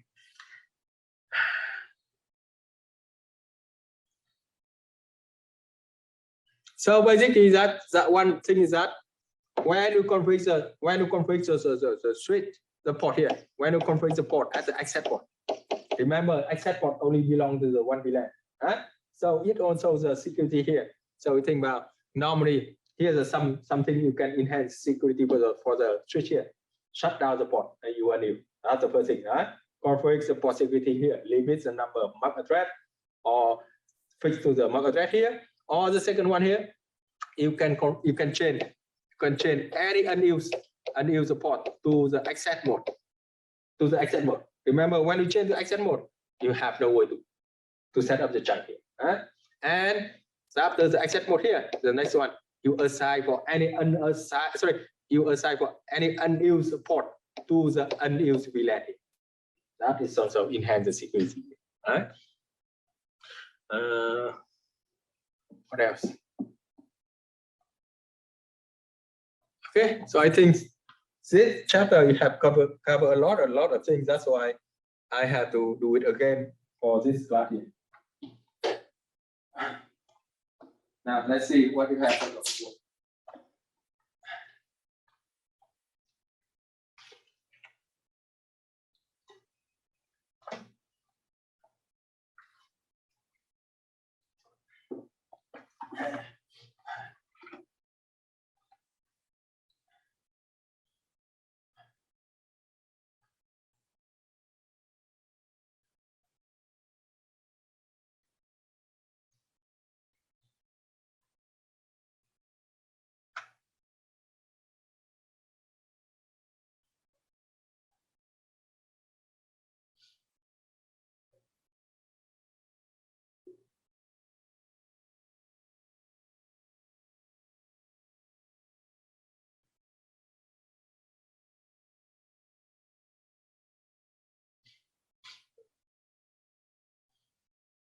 Okay, so see, this one is subnet here, right? So what is it?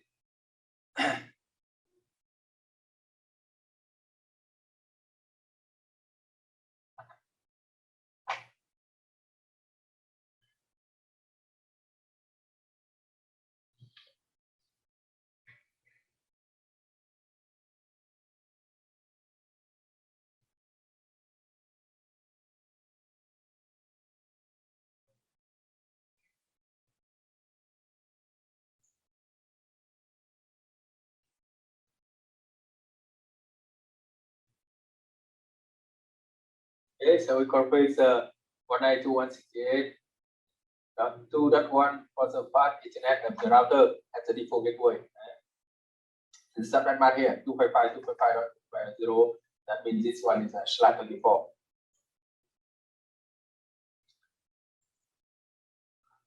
Okay, .2 here.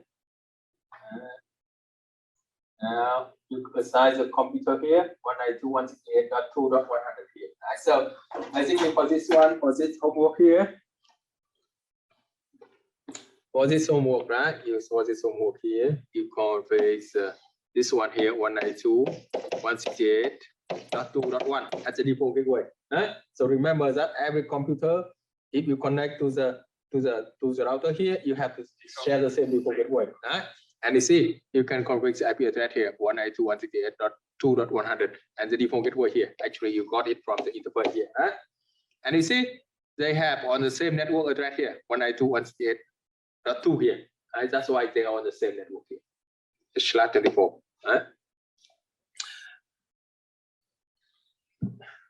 Now see what happened here. The IP address here.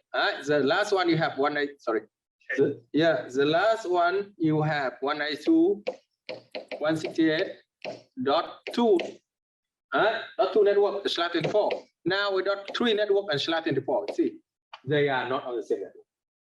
So see, in the case that you configure this one 192.168.2 something here, and this one here 192.168.3 something, even that they are connected to the same tree, you are not able to communicate together because the IP address here .2 and .3 here, not on the same network, not on the same IP address range.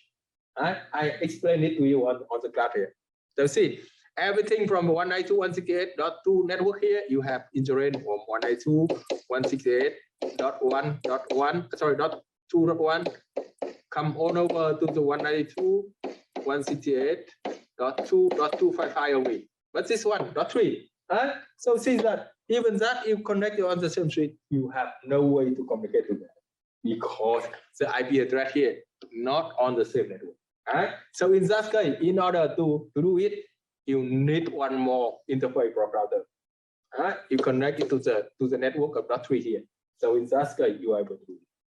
Remember, in the case of 2 separate networks, you need to involve the router. Each interface router is one network here. Make sense? This one is very simple. Here is that you have to understand the logic of that. You have to understand the logic here of that here. See, you bring them together, right? See, even that you are connected to the same switch here, but this guy here .2, this guy here .3, no way to bring them. No way to bring them here. No way to bring them.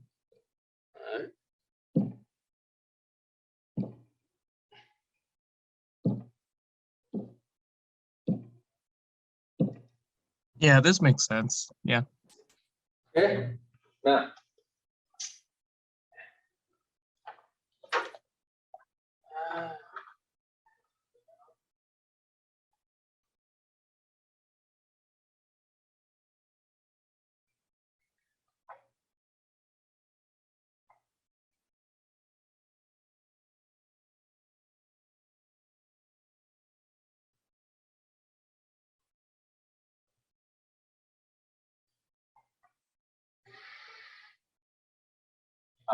This one you work with the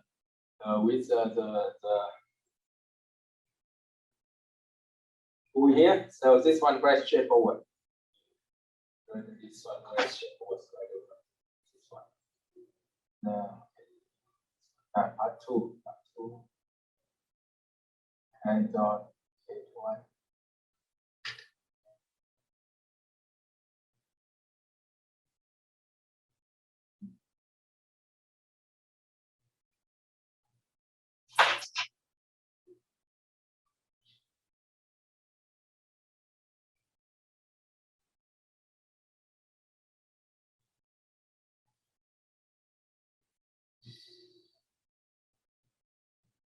Yeah, so I think that's one quite the same with the one you do in the simulation here.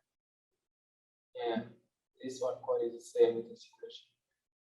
Yeah, so that's why that not on the same network, right? That's why you have to break it down with the two separate interface here in order to communicate together. That's why you have no way to do it. So I think this one is quite the same with what I just say. Okay, this one is a subnet here.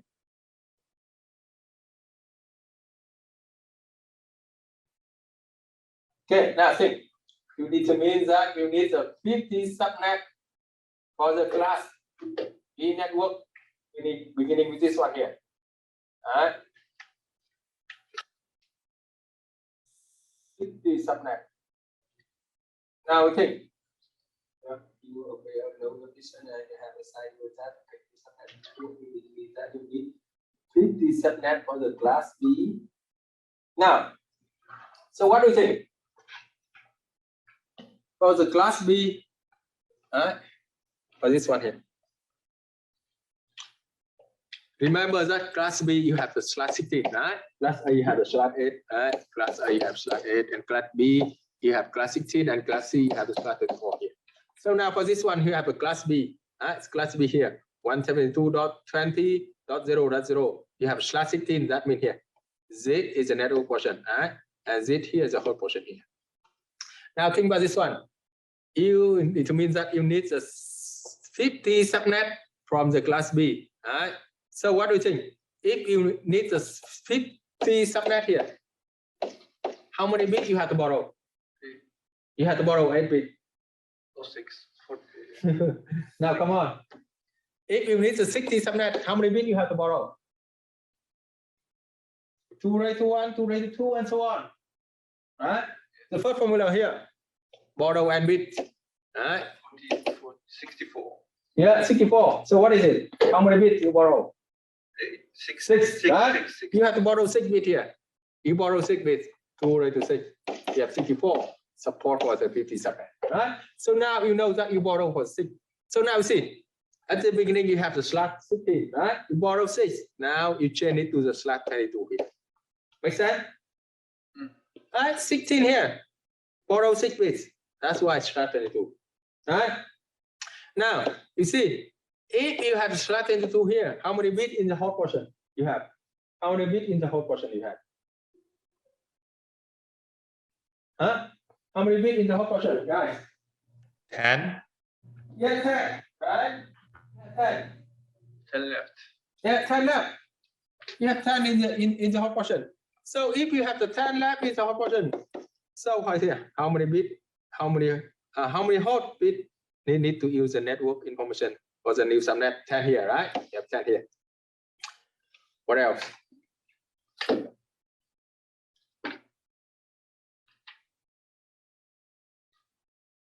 Okay. How many unused subnet? How many unused subnet? You can break it down 64, right?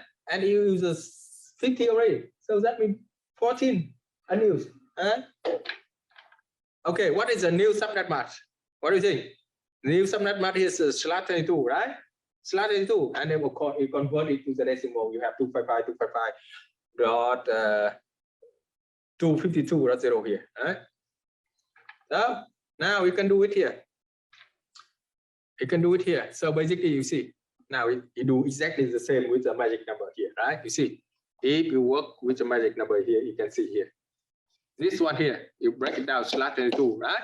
So you can see here, you have the 8 number 1, 16 number 1, 8 number 1 to 16 number 1, right? So you have the 17, you have 18, you have 19, you have 20, 21, 22, and 2 more 0 here, right?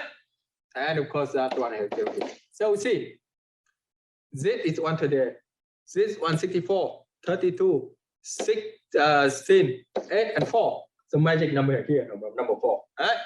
Magic number here is number 4. And it is the third of that. You have to remember that.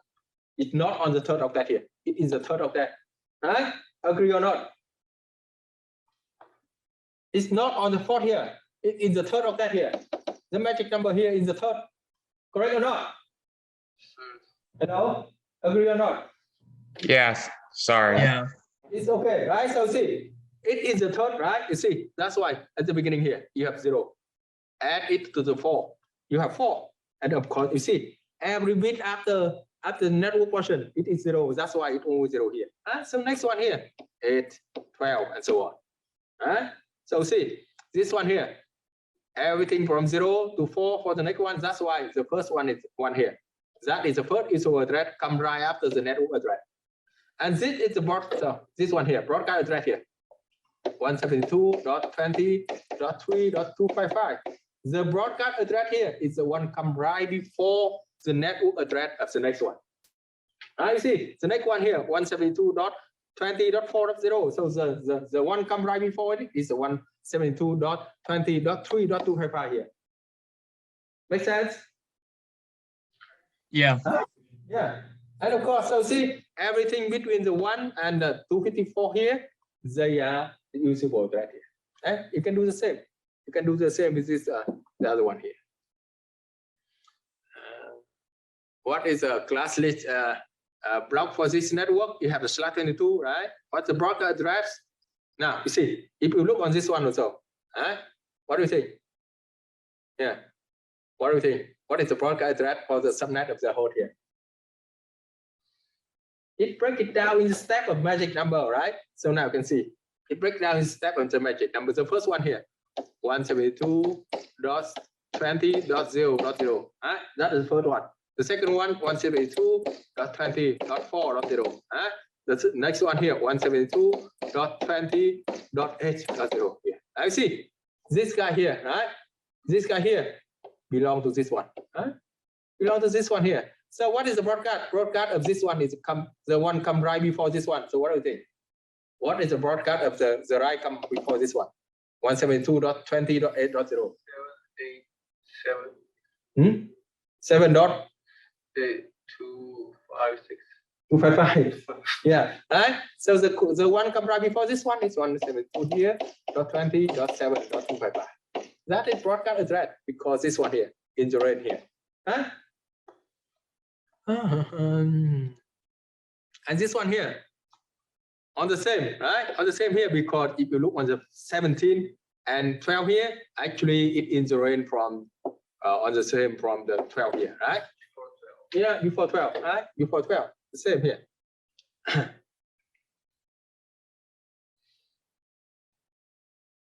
They are the same or not? They are same or not? Same or not? Sorry, I didn't quite catch that last question. Now, here's the question. Is the host 172.20.11.250 and 172.20.12.3 here? They are on the same subnet or not? They are on the same subnet or not? No. I don't think so. They are not the same because you see, the 11 here in the range from the 8 before the 12. And then the next one is the 12 come after that, right? So see, this guy here belong to this network, and this guy here belong to this network, not the same. Huh? And you look on this one is very straightforward here.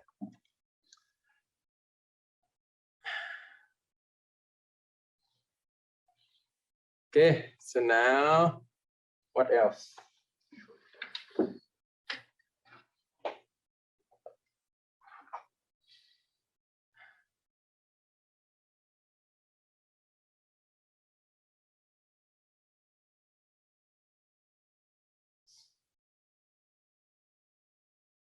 Shortcut to the subnet.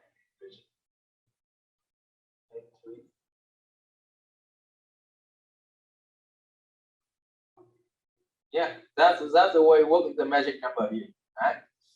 That's the way. So we have 128, 64, 32, 16, and right. So see, if you have 2 bits here, you add them up together, you have 192.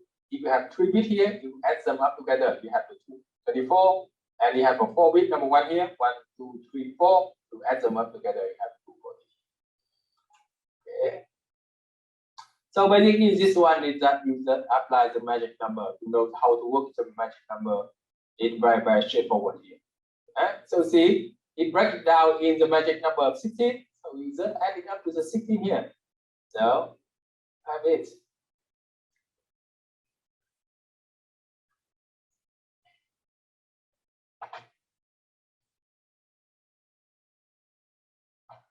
It's one capstone.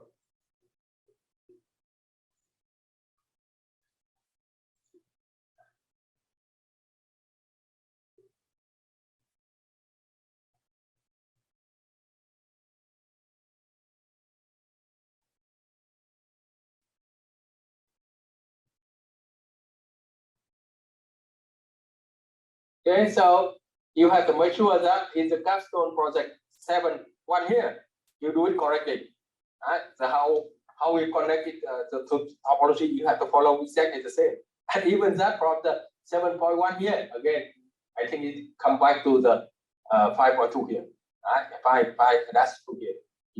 So if any one of you skip number 5.2 or you skip the number 7.1, you have to come back to do it. You have to come back from the 5.2 here. You have to come back from the 7.1 here. You have to follow exactly the same topology. Otherwise, have no way to do it. So we see on the 7.2 here, you only have the one router. You have the 2 switch, and you have the for the switch you have 1 computer, and you have the 2 computers for this one. So actually, that is where you end up in the 7.1. Where you only end up in the 7.1. Now, remember, you have to come back to the 5.1. You have to come back to the 7.2 here. Sorry, you have to come back to the 5.2 and the 7.1. You have to follow exactly the same topology. It tells that you have to connect from the which port to which port, which port to which port. You have to do exactly the same. Otherwise, you cannot do here. So for this one here, you add 3 more router, and you have the 4 more switch here. So yeah, you do the same. You have to break it down with the network here, right? You have to break it down with the network here, and once you know the idea of the magic number, it's very helpful for you to work with this one. You see, you can break it down for this one here. Yeah. Okay, so I think it's time for you to do with the homework. Remember, do not wait until the last minute. If you have any question, you can ask me on the class, or you can send me the email here. Do not wait until the last minute and ask me the question here. So I think that later or sooner you have to do the homework here. So why you have to wait until the last minute? Why you don't do it before? So if anything come up, anything is challenged, you can ask me here.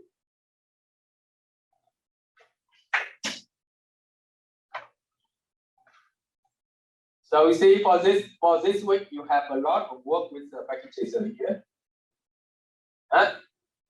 Okay, so I just had time to break for some of the homework, and I think that I need to review some of them. what is it? Yes, the first one is that's removing. Capstone adds a subnet to the partition, right? Yes. So basically for this one, do we have any question for how to subnet it here? How to break it down with the subnet and how to fill in information about the network ID, range of port address, and the broadcast address here? Do you have any question for this one? Any question? That's clear or not?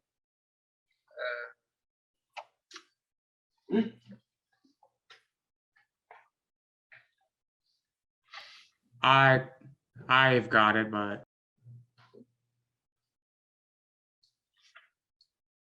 What? it was clear to me. Okay, that's good. That's good. I know how to calculate. So you know how to fill in information about everything, right? So you know that you need about if you look on the topology here, you need one network here. Every interface of the router is one network, right? Yes. Yes. Okay. Please. So you have one network, you have two networks, you have three, you have four, you have five, you have six, you have seven, you have eight, you have nine here, right? You have nine. You need a 9 subnet. Yes. Right? So in order to support for the 9 subnet, you know that you have to borrow for how many bits? You have to borrow 4 bits, right? You have to borrow 4 bits, right? Because the first formula here, if you borrow n bit, you have 2 raised to power n subnet, right? So in order to support for the 9 subnet, you have to borrow the 4 bits, right? So you have to borrow the 4 bits, right? So see, when you borrow the 4 bits here, you are able to support for the 16 subnet, right? Subnet, and of course, the 16 here greater than 9, you are able to support for the 9 subnet. Yes. Right. So now move to the next step. You have the original IP address of 192.168.43.0. That is class C, right? That is class C here. And of course, for the class C, you have the SHA-24, right? Class, agree or not? Okay. You have the class C here, you have the SHA-24. Now you have to borrow 4 bit, right? You have to borrow 4 bit. That's why you have the SHA-28 here. Okay. So now if you work with the SHA-28, you know that when you break it down into 28 here, you have 8 bit here number 1. You have 8 bit here number 1. Right? You have 8 bit here number 1, and of course you have 25, 26, 27, 28, and 4 more 0 here. Right? So the magic number here is always the last number, right? Value. Okay, so that's why you know that this one is 128, this one 64, this one 32, and this one 16. So magic here is a 16. Magic number is a 16. Okay, and you know that when you break it down into subnet, the network address always increases by the step of the magic number 16. Right? Yes. So see, when you have original order here, sorry, original network here, 192.43.1.0, right? That is the first one. And the next one, you add it up the magic number, right? Add it up the magic number you have. That's broadcast. Yeah, that's for the reason here. You see, when you look on this one here, when you look on this one, that is the first subnet. Right? The second one, the third one, the fourth one, the fifth one, right? And so on. Right? It's very clear here. Right? So you see, if you look on the subnet number 1, right? If you look on the subnet number 1, 16 here is the network address of the second address, second subnet. So broadcast address is the one come right before that. That's why you have a 15 here. Clear or not? Yes. Clear or not? Right? So see, 0 here is the network address, and 15 here is broadcast address. So everything between the network address and the broadcast address, they are host address. Host address, that means you can give it to the computer, right? So we see it's very clear here. The first one, everything from 1 to 14, and so on. The second one, 17 to 13, and so on here.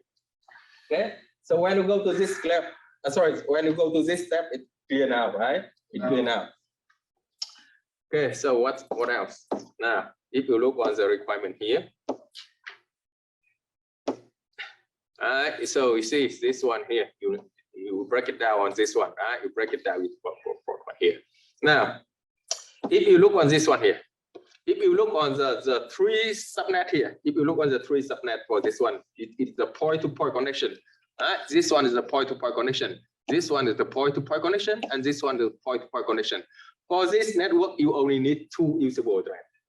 All right, so we see if you break it down in /28 at chat network here, you have the 14 usable address, right? So, but actually, you only need two usable address. So we see you're wasting a lot about 12 usable address. That's why for this two subnet here, again, you have to break it down to the more in order to save the IP address. Right? Yes. Yes, so we see for this one here. Two more. You look on this one here. If you look on this one here, if you borrow one more bit, enough or not? 8 enough. No. Oh no, 8. No. If you look on this one, if you borrow one more bit from the hot portion of the IP address in the subnet number one. Subnet number one is everything from 192.168.43, .0, right? And come all over to the 192.168.43.15. Of course, 0 here is network address, 15 here is the broadcast address. This is the subnet number one.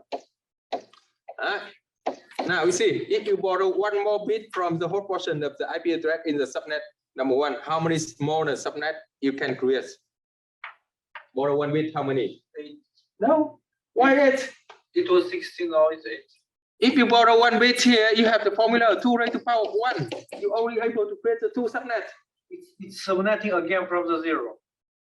What? What's the question? We were subnetting once. You subnet again from this one. It starts from 0, calculated again. Okay. Okay. So see, if you borrow one more bit here from the hot portion, it's not enough. You only able to create the two subnet, but if you look on the topology here, right? If you look on the topology here, you need 1, 2, and 3. Right? Okay, not enough. We have to borrow 2. Okay, so that's why you have to borrow 2 here.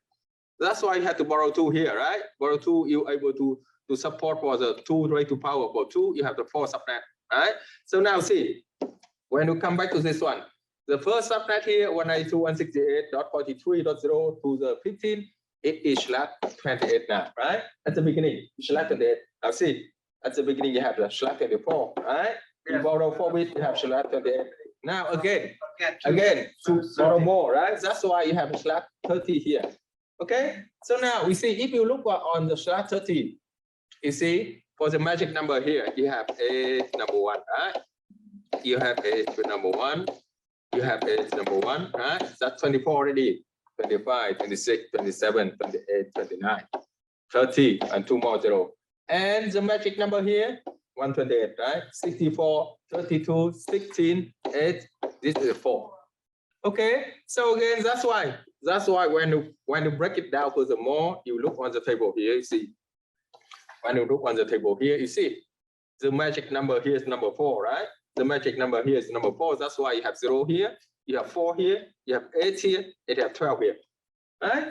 And of course, the broadcast address here, number 3, right? Broadcast address here, number 7, and broadcast address here, 11 before this one. Clear or not? Yeah. Okay, so it's here. So I think that every IP address for this one is very, very straightforward here, very clear now, right? So now you see, when you've done everything with the IP address, now it's just time for you to configure it, right? Now it's the time for you to configure for the packet chaser. So when you look on this one, it's already tell you some of the information here, how you have to configure for the F0/0, F0/1, and so on here. Very, very straightforward here. Now, so basically, you just follow this one here. You follow this step, you configure on the packet chaser. The last one is that you have to configure for the PC here. All right, so now see. So now see, you know that this one here is everything about 192.168.43.0, .0 and /30 network. Right? 30 here. This one here is 192.168.43.4/30. And this one here, 192.168 dot 43 slash 8 here slash 30 here. That is the first one. Right? So now see, they said that you have to use a second subnet for this network. That's the second. Second one here is everything you see. Everything from this one is 192.168.43.16 come all over to 31. Right? If you look on this one here, see, you come back to this one, aside the second one, right? The first one you break down furthermore for the 3 point-to-point network, right? So you have the second subnet here for the first subnet, and the third subnet here for the second, and so on. And you see the second here, everything from 16 to the 31. 16 here is a network address, 31 here broadcast address. So everything from the 17 to the 30, it's a whole usable, right? So now if you look on this one here, they said that you have to configure it, right? You have to configure it. This one is 192.168.43.17. That is a broadcast. Sorry, that is a network address for this one. Sorry, that is the IP address for the interface router here. So the NETI is interface IP. So you see, when you configure the IP address here, 192.168.43.17 of interface router here, every computer on the network, you have to take it as a default gateway. Yeah. The default gateway is the one who go to the other network here, and you have to take. That's why when you configure it, when you configure it into the in the packet tracer, you see, you have to configure it to 192.168.43.17, and of course this one the IP address is not correct. You see, 43 here is out of range for this network. Right? You see, this one here only everything from the 16 to 31, right? And of course, 16 here is the network address, 31 here is the broadcast address. So you have no way to configure the 45 here. It's out of range already, right? And of course, in the instruction, it tells you that you have to configure it here. It is 30 here, right? So 30 here. So this one, the guy here, I know this guy here. He corrected, sorry, he configured not correctly. But the subnet mask is correct, right? Because you see, you have the slash 28 here. You have the slash 28 subnet mask. And of course, when you convert slash 28, you have 255. Oh, this one again is not correct. I don't know. Yeah, maybe I have to correct again. This one here is not correct here. Actually, this one here is a 255.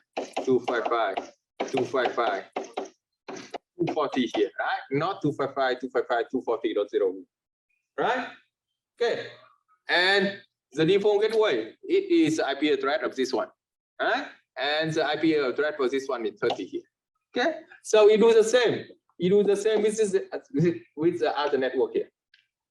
This is everything from the interrange, everything from the 32, right? All over to 47, right? And again, this one when you configure is 33 here. 33 here. So every computer, PC2 and PC2, you see, this is one network, right? So PC1 and PC2, you have to configure the default gateway at the 32 here. So now see how he configured here.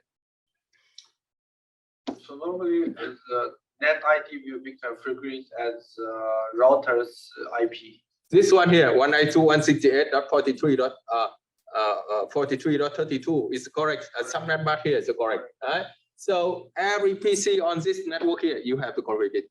Right? You see the default gateway here. The default gateway here is correct. Right? The default gateway here is correct. Again, the subnet mask is not correct. Again, the subnet mask here is not correct.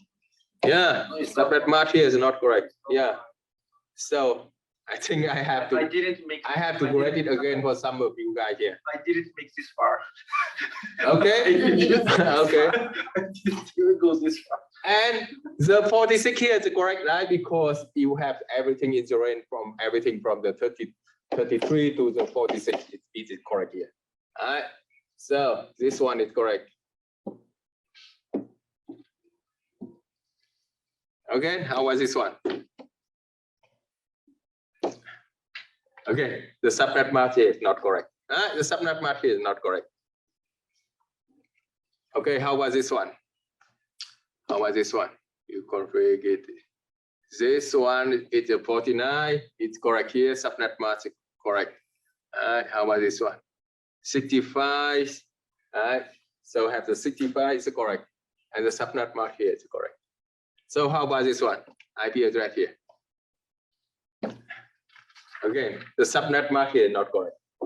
The subnet mask here correct, not correct. It's the same, right? You make this guy make a mistake with the computer configuration here. So do you think that you're able to do it on the rest of this one? I will give it a try. How many times you have? Until I learn it, I will keep trying. Okay, so that's clear to you guys for this one or not? Huh? Clear or not? Hello? I've got it. Yeah, so for any reason that you see that you do it incorrectly, you come back to correct it and submit it. Okay. Now, I move to the second one here. I move to the second one. This one is actually help you to understand the basic of the VLAN, the basic of the VLAN. Right? So VLAN is basically that you can break it down into the domain, VLAN domain here. So for this one here, in order to configure the VLAN, it's very simple, right? In order to configure the VLAN, it's very simple. Here you go to the interface and you configure it and you assign to the specific VLAN here. And I see that some of you make mistake here. Some of you make mistake on this one here. Let me show what's your mistake here.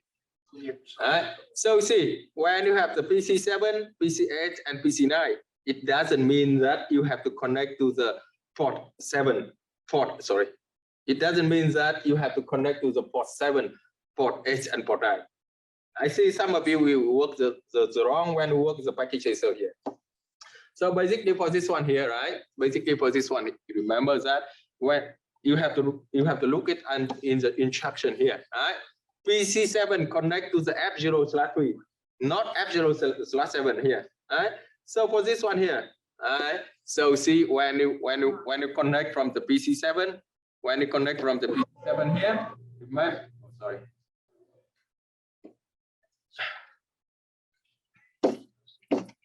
Yeah, remember here, if you look on this one here, right? If you look on this one, you have to connect the PC7 to the F0/3. You have to do it correctly. You have to do it correctly here. You have to connect it from PC7 on Ethernet, but you have to connect it to the street. It is F0/3, right? So you have to connect it to the F0/3. Again.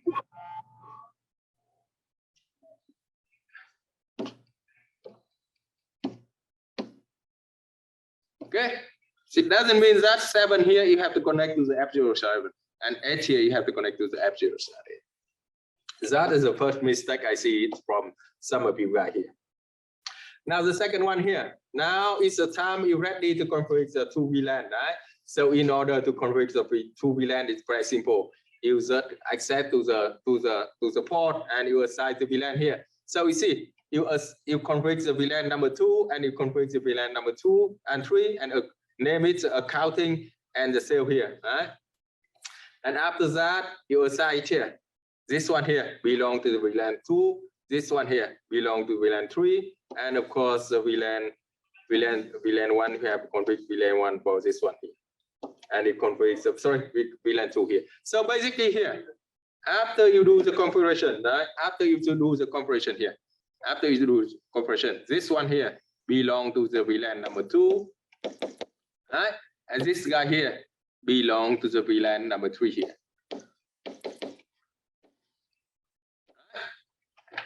Okay. So tell me, what is the purpose of VLAN? Now, give me the answer. What is the purpose of VLAN? Why do you have to do with the VLAN? And what is the benefit? More secure. Yeah. Less expensive.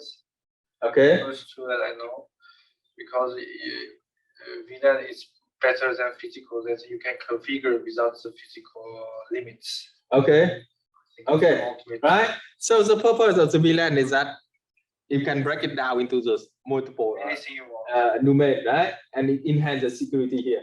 I also think about this guy here work in the accounting, and this one here work in the sales, right? And you don't want every computer in the account able to access to the sale, or every sale here able to access to the account, right? So that is a benefit of the VLAN. And remember that basically here, right? If you have the switch only, if you don't involve the router from the computer in one VLAN, you are not able to connect to the other computer.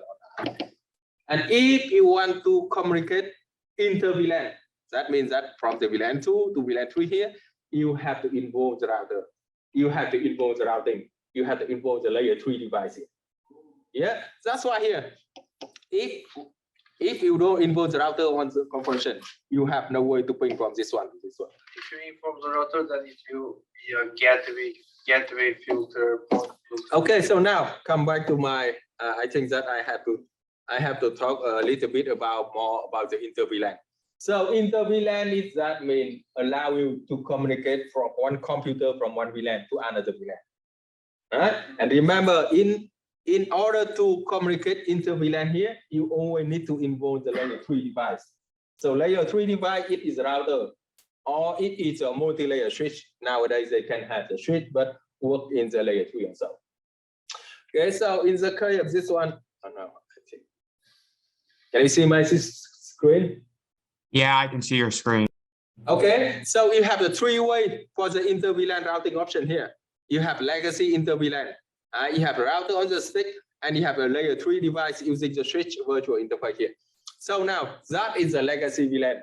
What is a legacy VLAN? Legacy VLAN, that means each physical interface of the router, you assign to the one specific VLAN. So now think about this one here. Think about this very simple example here, right? For the switch here, you configure it for 2 VLAN, VLAN number 10 and VLAN number 20 here. Right? And now, in order to communicate between the VLAN number 10 and the 20, you know that for sure, you have to involve the layer 3 device. Is this one is the router here? Right? And in the case of legacy here, each interface, each physical interface, you have assigned to the specific VLAN. Right? So see, this guy here, VLAN 10, right? And if you want to carry out the VLAN 10, you also have to configure this one, access mode here. Access mode. Access. What is access? Access, that means only work with one VLAN only. Alright. So see, this one here, you have also configured the VLAN number 10. Alright. And also for this one, if you want to communicate with this one, you also have to configure the access mode here. And you also have to configure the VLAN 20 for this one.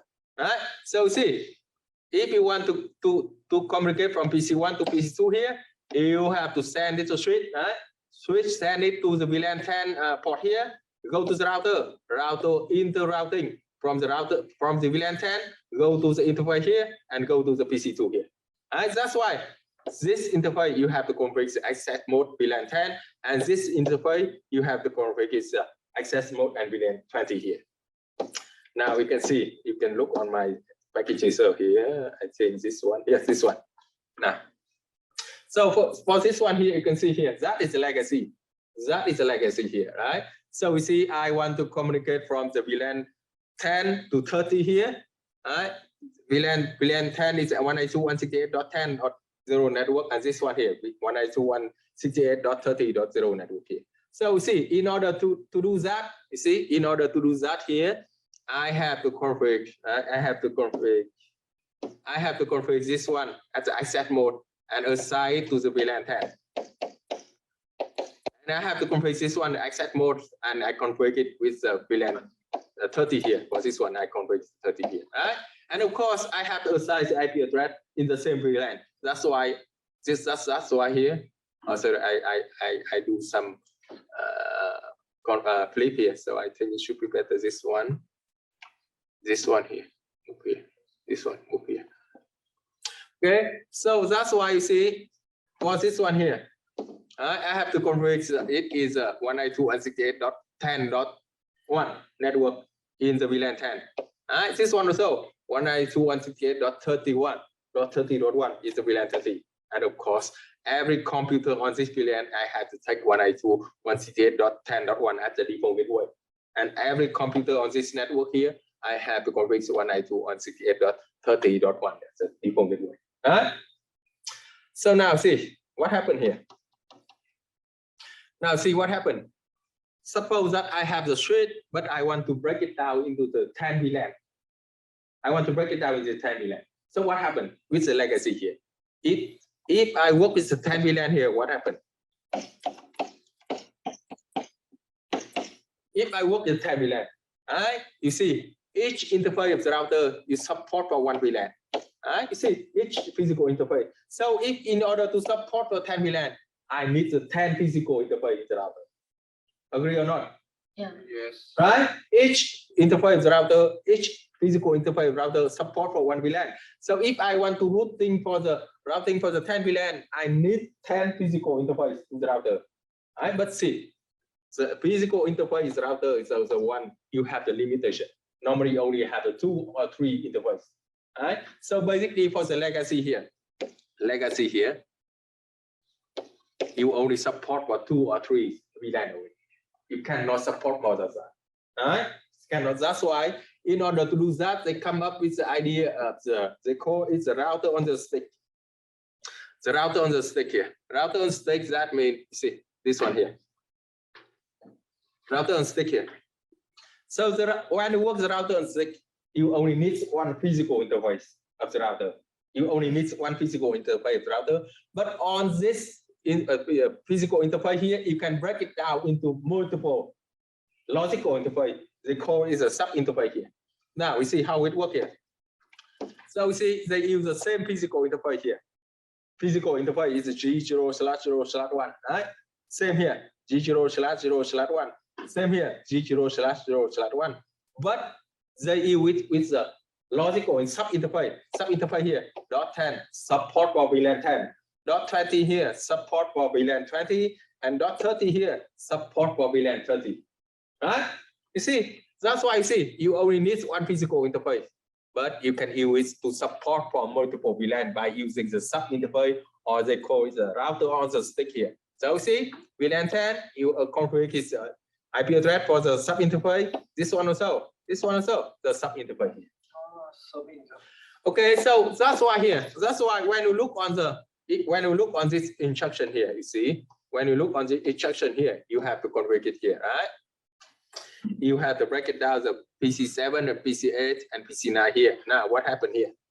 Of course, once you have not configured in the router, you are not able to communicate inter VLAN together, right? That's why from the PC0 to PC7, you are able to work it because they are on the same VLAN. They are on the same VLAN here. They are on the same VLAN for this one. VLAN, I think it's the VLAN 2 or 3 here.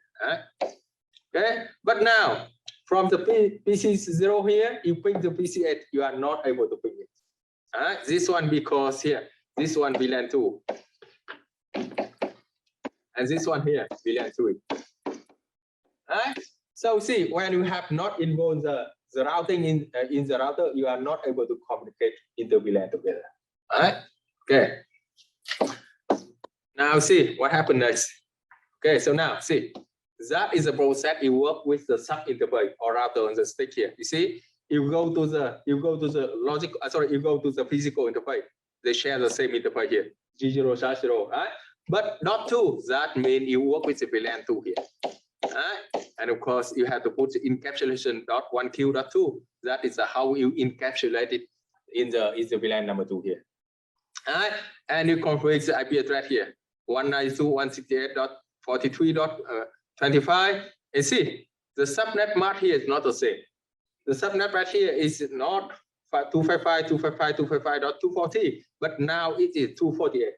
And the reason why 48, because you see, at the beginning here, right? At the beginning here, you have the network 192.168.43.16 come all over to 31, right? And you have the /28 or 255, 255, 255, 240 here, right? Now you have 2 VLAN. You want to break it down into 2 networks, right? So see, if you want to break it down to network, how many bits you have to borrow? 1, right? So see, that's for that reason here, if you break it down to network here, you have to borrow one more network, one more bit. That's why you have /29 here. Alright, agree. Now you see, when you have the /29, you have to change it to the 48 here. That's why you change it to 248 here. And of course, you see, when you have /29, that means you break it down into 2 subnet here. So see, the first one, everything from the 16 to 23, right? And the second one here, you have from the 24 to 31. Right? So see, this one here, you assign to the VLAN number 2, and this one here, sorry, VLAN number 3. This one you work with VLAN number 3, and this one here, you assign to the VLAN number 2. That's why you see, the first is address in the VLAN number 2 here, it's a 25. You convert it to the sub-interface. And again, you see, same physical interface, same physical interface. The only difference is it is a sub-interface here. .2 support for VLAN number 2, and .3 support for VLAN number 3. Right? Okay, and you see in the configuration also. You see in the configuration, you can see that one. You can do. And one more thing here. One more thing about this one. In that case, you have to configure this one here.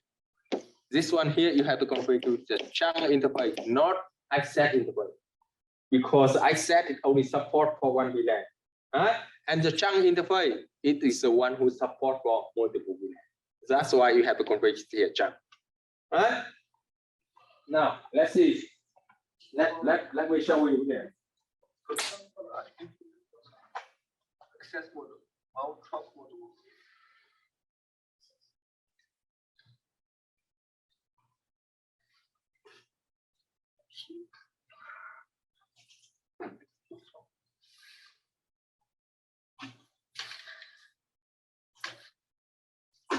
So you see, for this one here, you see, you have the F0/2 here. You have to configure it's a chunking here, right? Yeah, you have to configure the chunk, and in order to do that, you just follow the you have the F0/2 switch for mode chunk. That's all. Right? And now, and for this one here, for this other port here, so we land. So see, if you look on the VLAN page, see you assign the port F01 and the 3. You convert it to VLAN number 2 here, right? And the F0/4 and 5, you convert it with the VLAN number 3 here, the same. And of course, the F0/1 connected to PC0, F0/3 connected to the PC7, and F0/4 connected to PC8, and F0/5 connected to the PC9.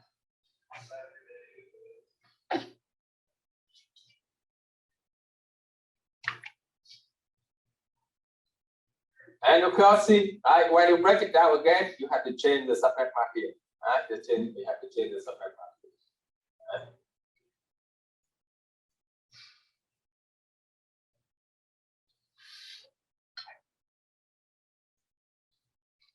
This one is not correct. This one not correct. Right? You know that this one is 255, 255, 255, 240. Okay, so I think I have to grade it again for you guys. I have a question about that. Yes. I went back and noticed I had the same problem on some of mine. Do you want me to resubmit those? Sorry, you cut off. Did you say yes? Yes, yes, yes. Hello? All right, I'll do so. Thank you. So, that's all. Any question? After submit. Any question? I don't know. I give you a lot of time, and I said that if you have any questions, just let me know. When I read it, too many programs, you guys. Okay, so if you want to resubmit it, just resubmit it before the Sunday, no later than Sunday. And next week I'm very busy. Last week I had a lot of work with the exam and grading, so I cannot accept the late submission. Thank you. This is the third time we resubmit next week.